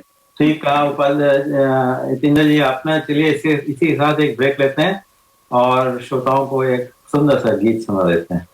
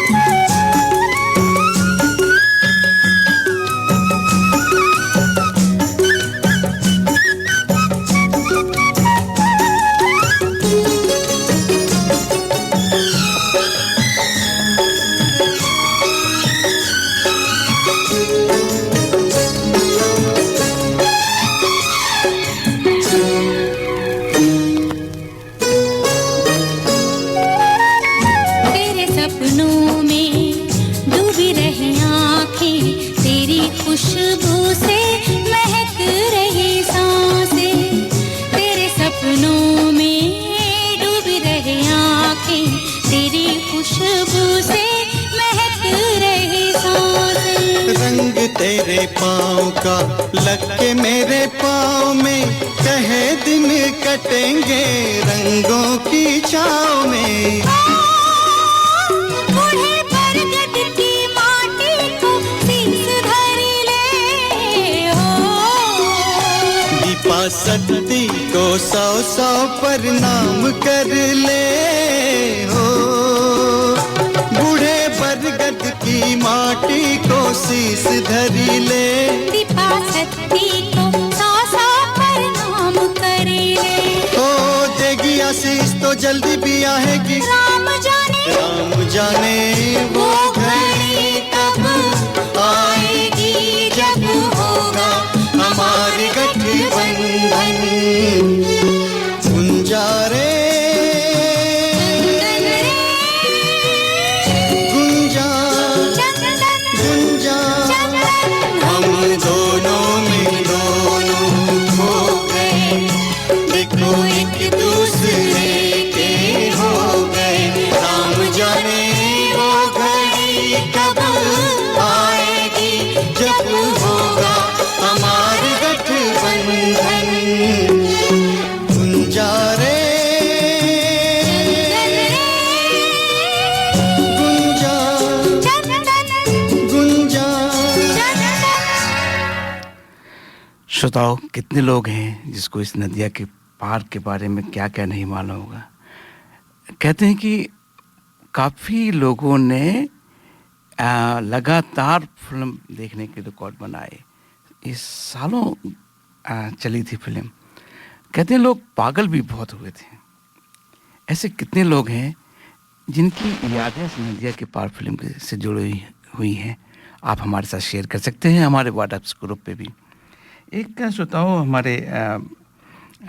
हमारे श्रोता हैं राकेश त्रिवेदी जी, वो भारत से सुन रहे हैं। उन्होंने एक मैसेज भेजा है, मैं चाहता हूँ कि वो आपके साथ में शेयर करूँ। उन्होंने बोला है कि निफ्टी सेंसेक्स वगैरह ये बड़े प्लेयर चलाते हैं, वो कॉल एंड पुट ऑप्शन का इस्तेमाल करते हैं और आखिर में होता क्या है कि जो छोटे इन्वेस्टर होते हैं, जो शॉर्ट टर्म का सोच पाते हैं, जिनकी जानकारी नहीं होती है, वही लूज़ करते हैं। मैं शायद उनकी बात से सहमत भी करता हूँ। अगर कोई भी इन्वेस्टमेंट आप करना चाहते हैं वही करिए जो आप समझते हैं। ऐसा ना करिए कि भीड़ के चाल में चल के आप अपना पैसा भी खो दें।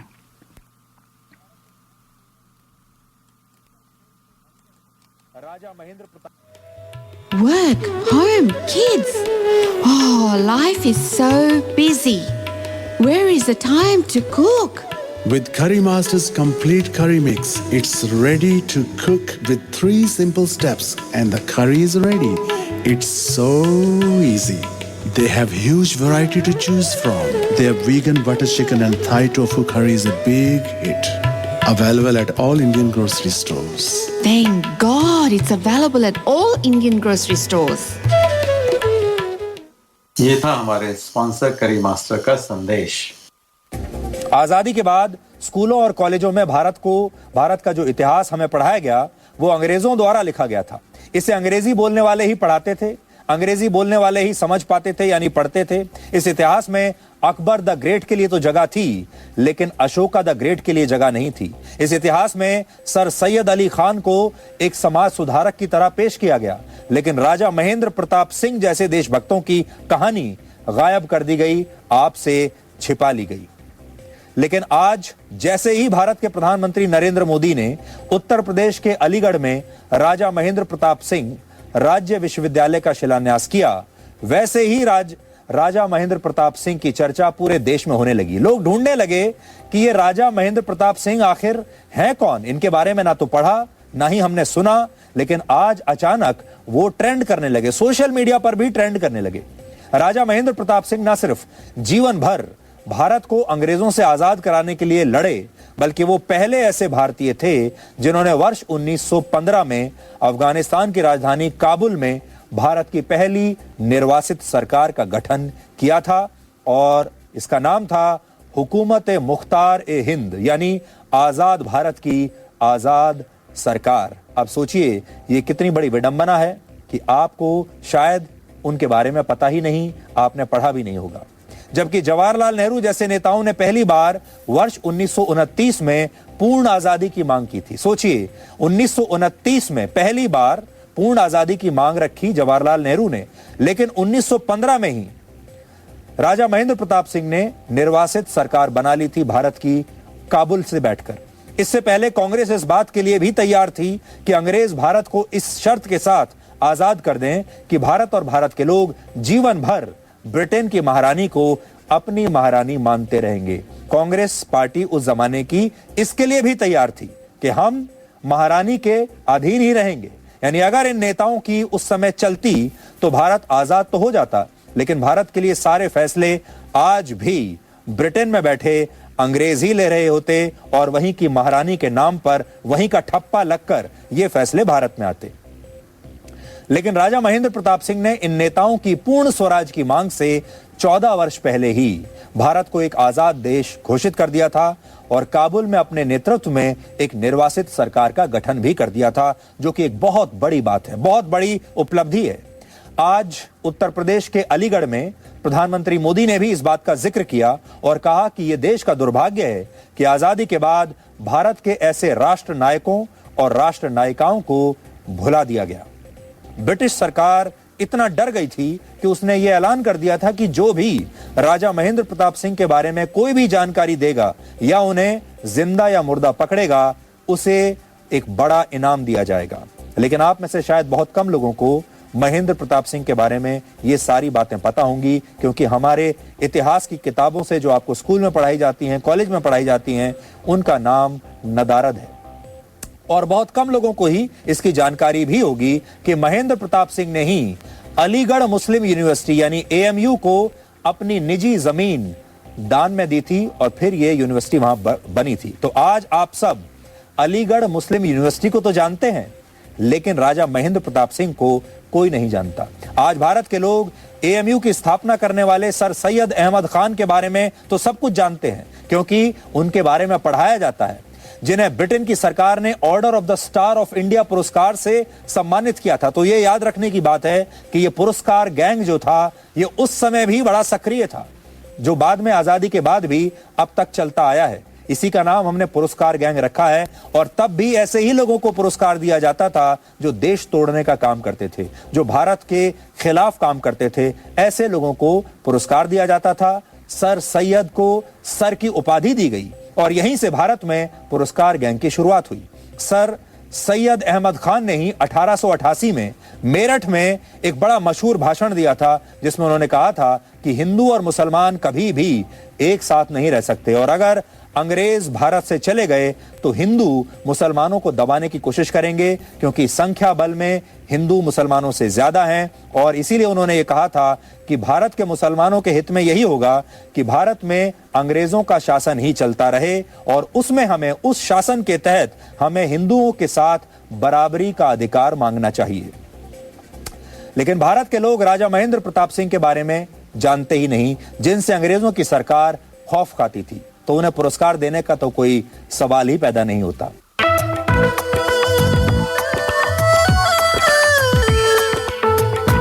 Contact the Hindi Show for sponsorship and phone 0413 385 976. दर्पण हिंदी कार्यक्रम में स्पॉन्सरशिप के लिए संपर्क करें। Phone number 0413385976। तो प्रदीप जी, ये रिपोर्ट जो अभी हमने चलाई थी, ये जी टीवी के संवाददाता सुधीर चौधरी जी ने बनाई थी और ये थी महेंद्र प्रताप सिंह जी के बारे में। आपको भी याद होगा कि पिछले हफ्ते अलीगढ़ शहर में एक नई यूनिवर्सिटी की स्थापना की गई है इन्हीं के नाम पर, जिसका उद्घाटन करने के लिए प्रधानमंत्री मोदी जी वहां गए थे। दीप जी, मैं खुद अलीगढ़ मुस्लिम यूनिवर्सिटी में पढ़ा हूँ, उसी शहर में जो यूनिवर्सिटी है, और मुझे खुद आश्चर्य हुआ इस बात को जान करके कि उस यूनिवर्सिटी के लिए लैंड जो थी वो महेंद्र प्रताप सिंह जी ने दान की थी। और ये तथ्य जो था पता नहीं छुपा के रखा गया है, क्योंकि वहां पे जो बताया जाता था कि सर सैयद जी ने ही इसकी स्थापना की और सब कुछ, सारा महिमा मंडन जो था वो उन्हीं के ऊपर होता था। लेकिन इतना बड़ा तथ्य जो था वो शायद जो है अब जाके लोगों को पता चला है, जब ये रिपोर्ट्स जो है उपाध्याय जी, अफसोस की बात यह है कि हमारी हिस्ट्री में भी हम किसी को नहीं पढ़ाया गया ये तथ्य। और बड़े आश्चर्य की बात है कि इतने महान आदमी के बारे में हम में से किसी को नहीं पता, लेकिन ये तो मेरे ख्याल से मोदी, मैंने तो पहली बार सुना है प्रदीप जी, इनका नाम ही। मोदी जी की गवर्नमेंट को हमें धन्यवाद देना चाहिए कि ऐसे ऐसे महान लोगों के बारे में हमें पता लग रहा है। और हमें ये भी पता लग रहा है कि जो हमें इतिहास पढ़ाया गया था वो पूरा इतिहास नहीं था, बहुत ही सेलेक्टिव इतिहास पढ़ाया गया। अगर मैं आपकी बात से थोड़ा सा और आगे बढ़ाऊं प्रदीप जी, कि ये झूठा भी पढ़ाया गया, आप कैसे एक टेररिस्ट को महान बता सकते हो? ये झूठ का भी बहुत बड़ा कुछ अगर नाम है तो वो है। एक तो अर्ध सत्य है, दूसरा है कि जिनको बताया भी गया है वो महान करके हमें बताया गया है। आज आप देखिए कि उन महान लोगों के ऊपर कितने भारत में स्मारक बने हुए हैं, कितने सड़कों के नाम है, कितने शहरों के नाम है। ऐसा क्यों? इसके पीछे बस एक ही बात लगती है मुझे कि जो कांग्रेस पार्टी का एक ही रहा है कि कैसे वो डिवाइड एंड रूल करके अपने आप को स्थापित करते रहे। डिवाइड लगा कि यतीन जी डिवाइड कहाँ किया, ये तो एक तरफा बात रही। उन्होंने सारे सड़कों के नाम और अकबर महान बना दिए और महाराणा प्रताप को इतना गौरवान्वित रूप से नहीं दिखाया, और अशोक महान नहीं की जो हिस्ट्री है इतनी अच्छी तरह से नहीं पढ़ाई गई। और भी कई नाम है जो कि हमने सुने हैं, अब सुने हैं, जो पहले नहीं सुने थे। उन्हीं में आप सोचो राजा महेंद्र प्रताप जी के बारे में अगर हम वापस आते हैं तो ये अफगानिस्तान गए, वहां पे जाके समझो पहले सरकार जैसे बनाते हैं वैसे बनाई, जैसे सुभाष चंद्र बोस ने बनाई थी। इन्होंने इस जगह के जो देश थे वहां पे अपना संपर्क बनाया, उनसे समर्थन लिया। ये फर्स्ट वर्ल्ड वॉर और सेकेंड वर्ल्ड वॉर दोनों में इसके अगेंस्ट है कि हम सपोर्ट करें, लेकिन महात्मा गांधी ने जिस तरीके की नीति अपनाई उससे क्या हुआ कि हमारे जवान भी मारे गए। और जिस समय ब्रिटिश शासन कमजोर था उस समय अगर हम अटैक करते तो हम कम से कम 15-20 साल पहले आजाद तो हो ही जाते और आजाद हो जाते। और बहुत सारे स्वतंत्रता सेनानियों की बहुत हालत खराब हुई इन्हीं पॉलिसीज की वजह से कि नहीं भाई ब्रिटिश का साथ दो तो हमें शायद आज़ादी दे देंगे। फर्स्ट वर्ल्ड वॉर में भी ये हुआ और सेकेंड वर्ल्ड वॉर में भी ये हुआ कि हिंदुस्तानी लोग मारे गए, उसका कोई लाभ नहीं मिला। लेकिन कहीं स्मारक तो नहीं है। आप चलो वो तो छोड़ो, लाभ तो तुम्हारो गोली। आपको मालूम है करीब वो कहते हैं गैस हुआ है कि ब्रिटिशर्स ने $45 ट्रिलियन की लूट करी है भारत में। हाँ बिल्कुल बिल्कुल। जो शशि थरूर ने किताब लिखी है आप उसे पढ़िए, उसमें से सारे तथ्य मिल जाएंगे। और अगर नहीं पढ़ सकते तो उनकी स्पीच सुन लीजिए जो उन्होंने ब्रिटिश में लिखी। और स्वतंत्रता की भी जो बात है वो काफी कुछ एक संयोग का भी उसमें हाथ है कि जब 40s में जब सेकेंड वर्ल्ड वॉर खत्म हुई थी तो तब जो है वो ब्रिटेन का जो था वो बेसिकली एक नीचे चले गए थे। अमेरिका ने अपना आधिपत्य स्थापित कर लिया था, न्यूक्लियर बॉम्ब उन्होंने जापान पे डाला। तो ये बिल्कुल विश्व पटल पे ये सिद्ध हो गया था कि अब जो है आगे के लिए जो है महाशक्ति जो है वो अमेरिका है। ब्रिटेन जिनके राज्य में कभी सूर्यास्त नहीं हुआ करता था वो अब जो है उनका डाउनफॉल शुरू हो गया है। तो एक उस सेंटिमेंट के चलते भी भारत के लिए स्वतंत्रता उस समय लेना थोड़ा आसान हो गया मेरा तो। चलिए इसी के साथ उपाध्याय जी हम श्रोताओं को एक और अच्छा सा गीत सुनाते हैं।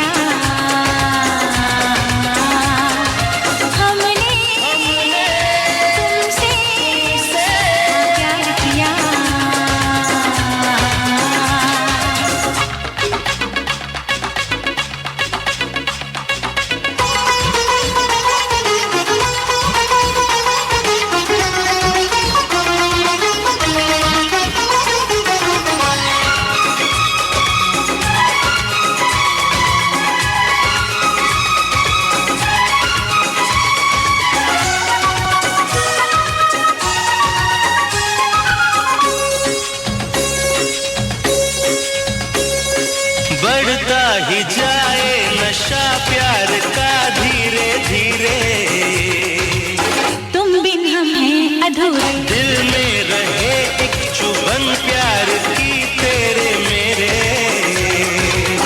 ऐसे ही सांझ सवेरे वादा हमने दिलदार किया, हमने तुमसे हाँ प्यार किया।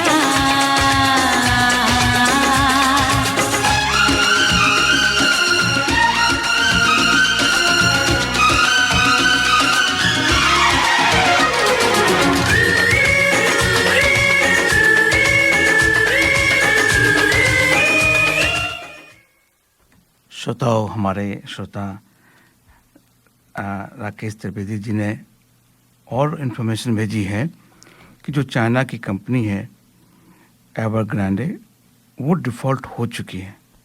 600 बिलियन US डॉलर का डेट था। उन्होंने भेजा है संदेश, उसमें लिखा है कि इसका रिपल इफेक्ट भी होगा। इससे जो इंटरनेशनल बैंक हैं उन पे भी प्रभाव पड़ेगा। जब उन पे प्रभाव पड़ेगा तो उस कंट्री के शेयर मार्केट पे भी प्रभाव पड़ेगा। धन्यवाद राकेश जी आपकी इस इन्फॉर्मेशन के लिए। और उन्होंने और भी अच्छे, हमारे राकेश जी काफ़ी इन्फॉर्मेशन भेज रहे हैं। उन्होंने ये भी एक भेजा है कि परसेंटेज वाइज जो चेंज हुआ है लास्ट ईयर से, उनके हिसाब से Hong Kong, China, UK, Canada, Japan और अमेरिका से भी ज़्यादा भारत में परसेंटेज वाइज उठान आया है। आशा है श्रोताओं आपको ये जानकारी अच्छी लगी होगी। श्रोताओं, व्हाट्सएप पे जो और सब लोगों ने मैसेज भेजे हैं, मैं थोड़ा शेयर करूं उनको। तो ऋचा जी कहती हैं कि जो लता जी की आवाज़ थी वो वही सुनना पसंद करेंगी, नए कलाकारों का कोई मौका नहीं देना चाहिए ऋचा जी। एक और जो हमारे जो संजय जी हैं, उनके साक्षात्कार के ऊपर काफ़ी लोगों ने लिखा है। आशा है कि श्रोता आप उनके उपन्यास को भी पसंद करेंगे। चलिए ऑस्ट्रेलिया की बात भी कर लेते हैं अभी।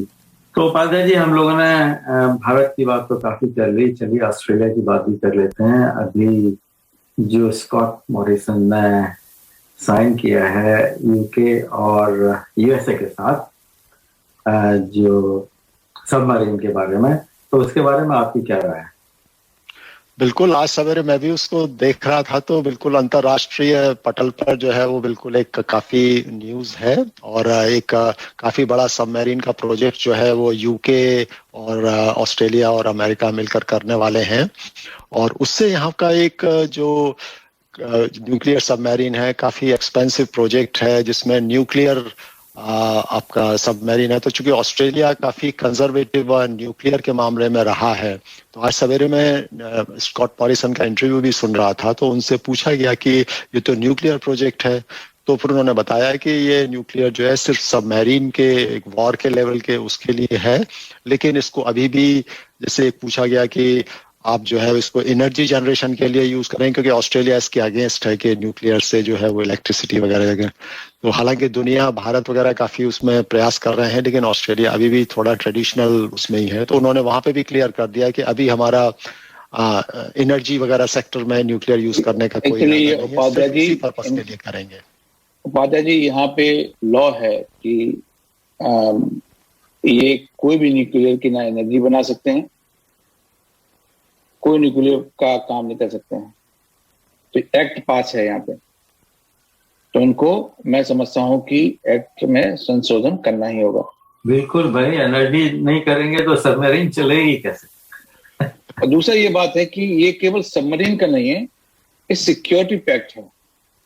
न जाने क्यों उसमें सबमरीन का एक हिस्सा है उसका, लेकिन ये सिक्योरिटी पैक्ट है।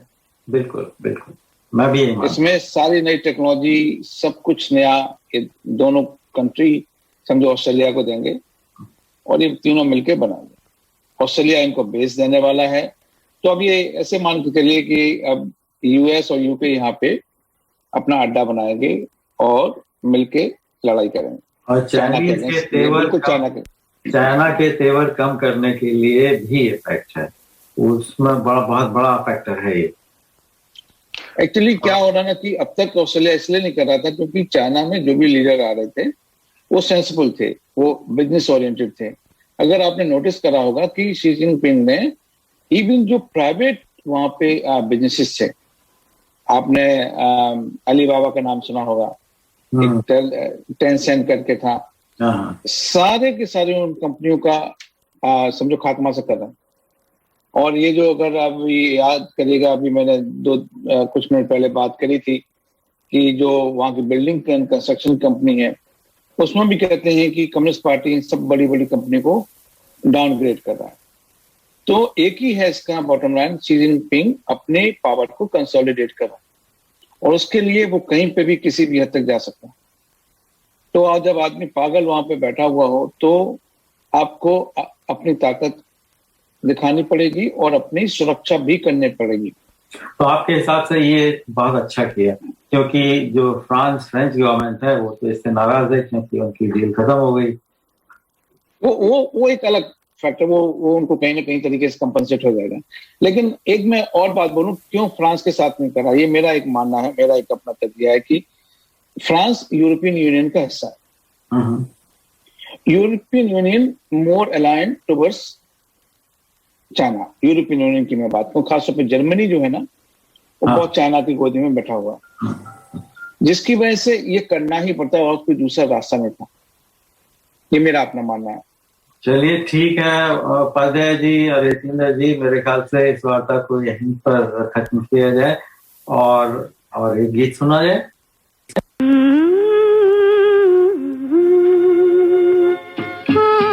यूं ही महके प्रीत पिया की मेरे अनुरागी मन में,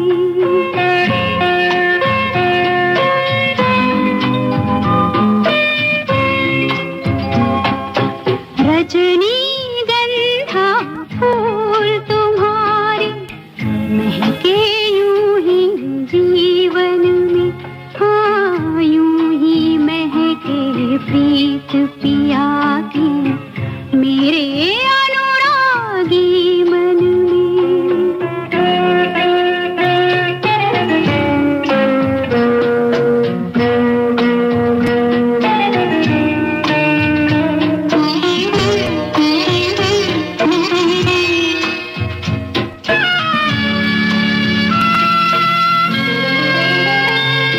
अधिकार ये जब से साजन का हर धड़कन पर माना मैंने। अधिकार ये जब से साजन का हर धड़कन पर माना मैंने। मैं जब से उनके साथ बंधी ये भेद तभी जाना मैंने। कितना सुख है बंधन में, रजनी गंधा फूल तुम्हारे महके यूं ही जीवन में। हाँ यूं ही महके प्रीत पिया की मेरे अनुरागी मन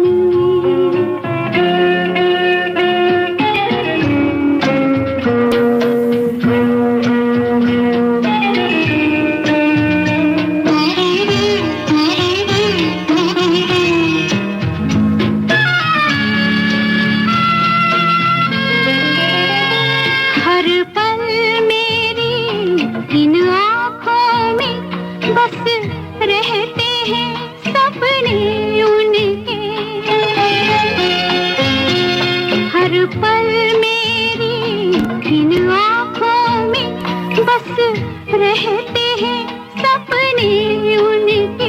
मन कहता है मैं रंगों की एक प्यार भरी बदली बनके। श्रोताओं, ये गाना कैसा लगा आपको? आशा है कि पसंद आया होगा। हमारे साथ में दोनों प्रदीप कुमार जी और प्रदीप उपाध्याय जी भी जुड़ गए। प्रदीप जी, एक सब्जेक्ट था जिस पे मैं चाहता हूं कि आप लोगों से बात करें कि जो विस्टा प्रोजेक्ट था जिसके ऊपर कितना तमाशा हुआ, उसका इनॉग्रेशन हुआ था अभी इसी हफ्ते। 7,000 जो आर्मी के पर्सनल हैं उनका रहने का, काम करने का सब वहाँ पे होगा। मैंने सुना है कि वो लोग घोड़ों के अस्तबल में, अब चूंकि घोड़े तो नहीं रहे, उनको कन्वर्ट करके टेंटों में रहते थे। कितनी दुखद बात थी। और इतना जी ऐसा है नितिन जी, मुझे इस बारे में ये कहना है कि भारत में अफसोस है कि राजनीति इतने निचले स्तर तक गिर गई है कि कोई भी काम करे गवर्नमेंट, उन्हें अपोज करना ही है और बड़ी गंदी तरह से अपोज करते हैं। उनके पास सॉल्यूशन कुछ नहीं है, सिर्फ उन्हें अपोज करना है किसी भी बात के लिए। और इतना अच्छा प्रोजेक्ट है, इतना अच्छी आउटकम है, तो मतलब ये उसके लिए कोई नहीं कुछ बोलेगा कि नहीं बहुत अच्छा हुआ। लेकिन ये है कि जब कोई अच्छा काम होता है तो उससे उसकी तारीफ नहीं करना, और कोई भी काम शुरू करो तो उसके बारे में गलत बात फैलाना, ये इनका काम हो गया है। एक और बात बताऊं आपको प्रदीप जी कि ये 24 महीने के बजाय 12 महीने में ये जो इसका सेगमेंट है वो 12 महीने में कंप्लीट हो गया। और इतनी ट्रांसपेरेंसी है इस प्रोजेक्ट की कि हर चीज़ वेबसाइट पे अवेलेबल है। कितने मैन आवर लगे, कितने स्टील लगे, कितने पेड़ उखाड़े गए, कितने पेड़ लगे, एक एक चीज़ की ट्रांसपेरेंसी, ऐसा पहली बार हुआ है। हाँ प्रदीप जी, आप कुछ कह रहे थे। यही तो चक्कर है तीन जी, ट्रांसपेरेंसी इन्होंने इतनी दिखाई है तो बाकी लोगों को लगता है कि हम पैसा कहाँ से बनाएंगे अगर इस तरह की ट्रांसपेरेंसी रहेगी तो।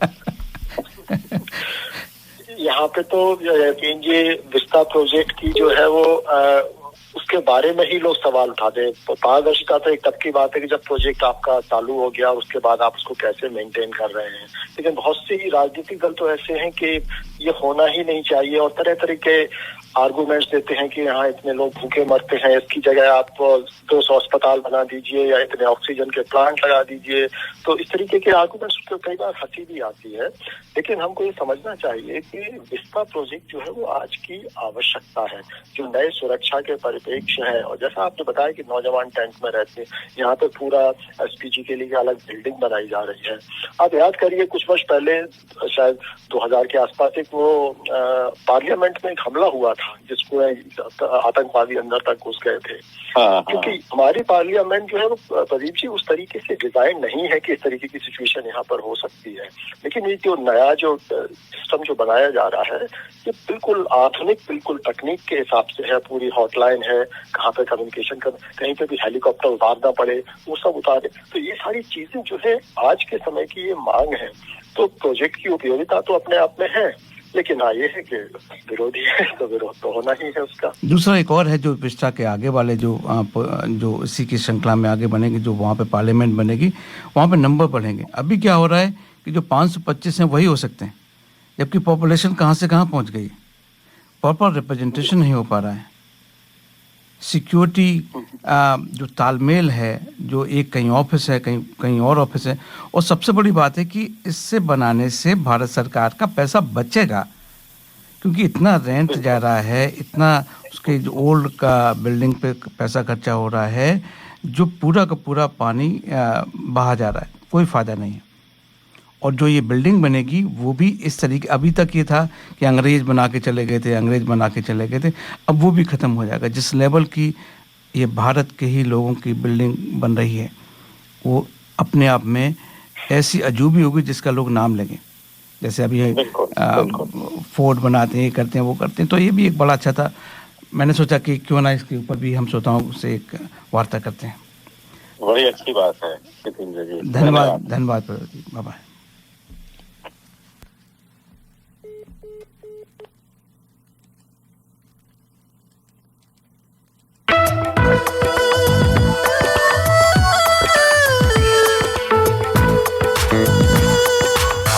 You have been listening to The Hindi Show. Join us next Sunday to contribute and provide feedback on anything you heard today. Contact us on feedback@darpanradio.org.au. आप सुन रहे थे हिंदी कार्यक्रम। हमें हर रविवार सुनिए सुबह 9 बजे से। अपने विचार भेजिए आज के कार्यक्रम के बारे में। ईमेल कीजिए feedback@darpanradio.org.au। ये जीवन है, इस जीवन का यही है, यही है, यही है रंग रूप। ये जीवन है, इस जीवन का यही है, यही है, यही है रंग रूप। थोड़े गम हैं, थोड़ी खुशियाँ, थोड़े गम हैं, थोड़ी खुशियाँ।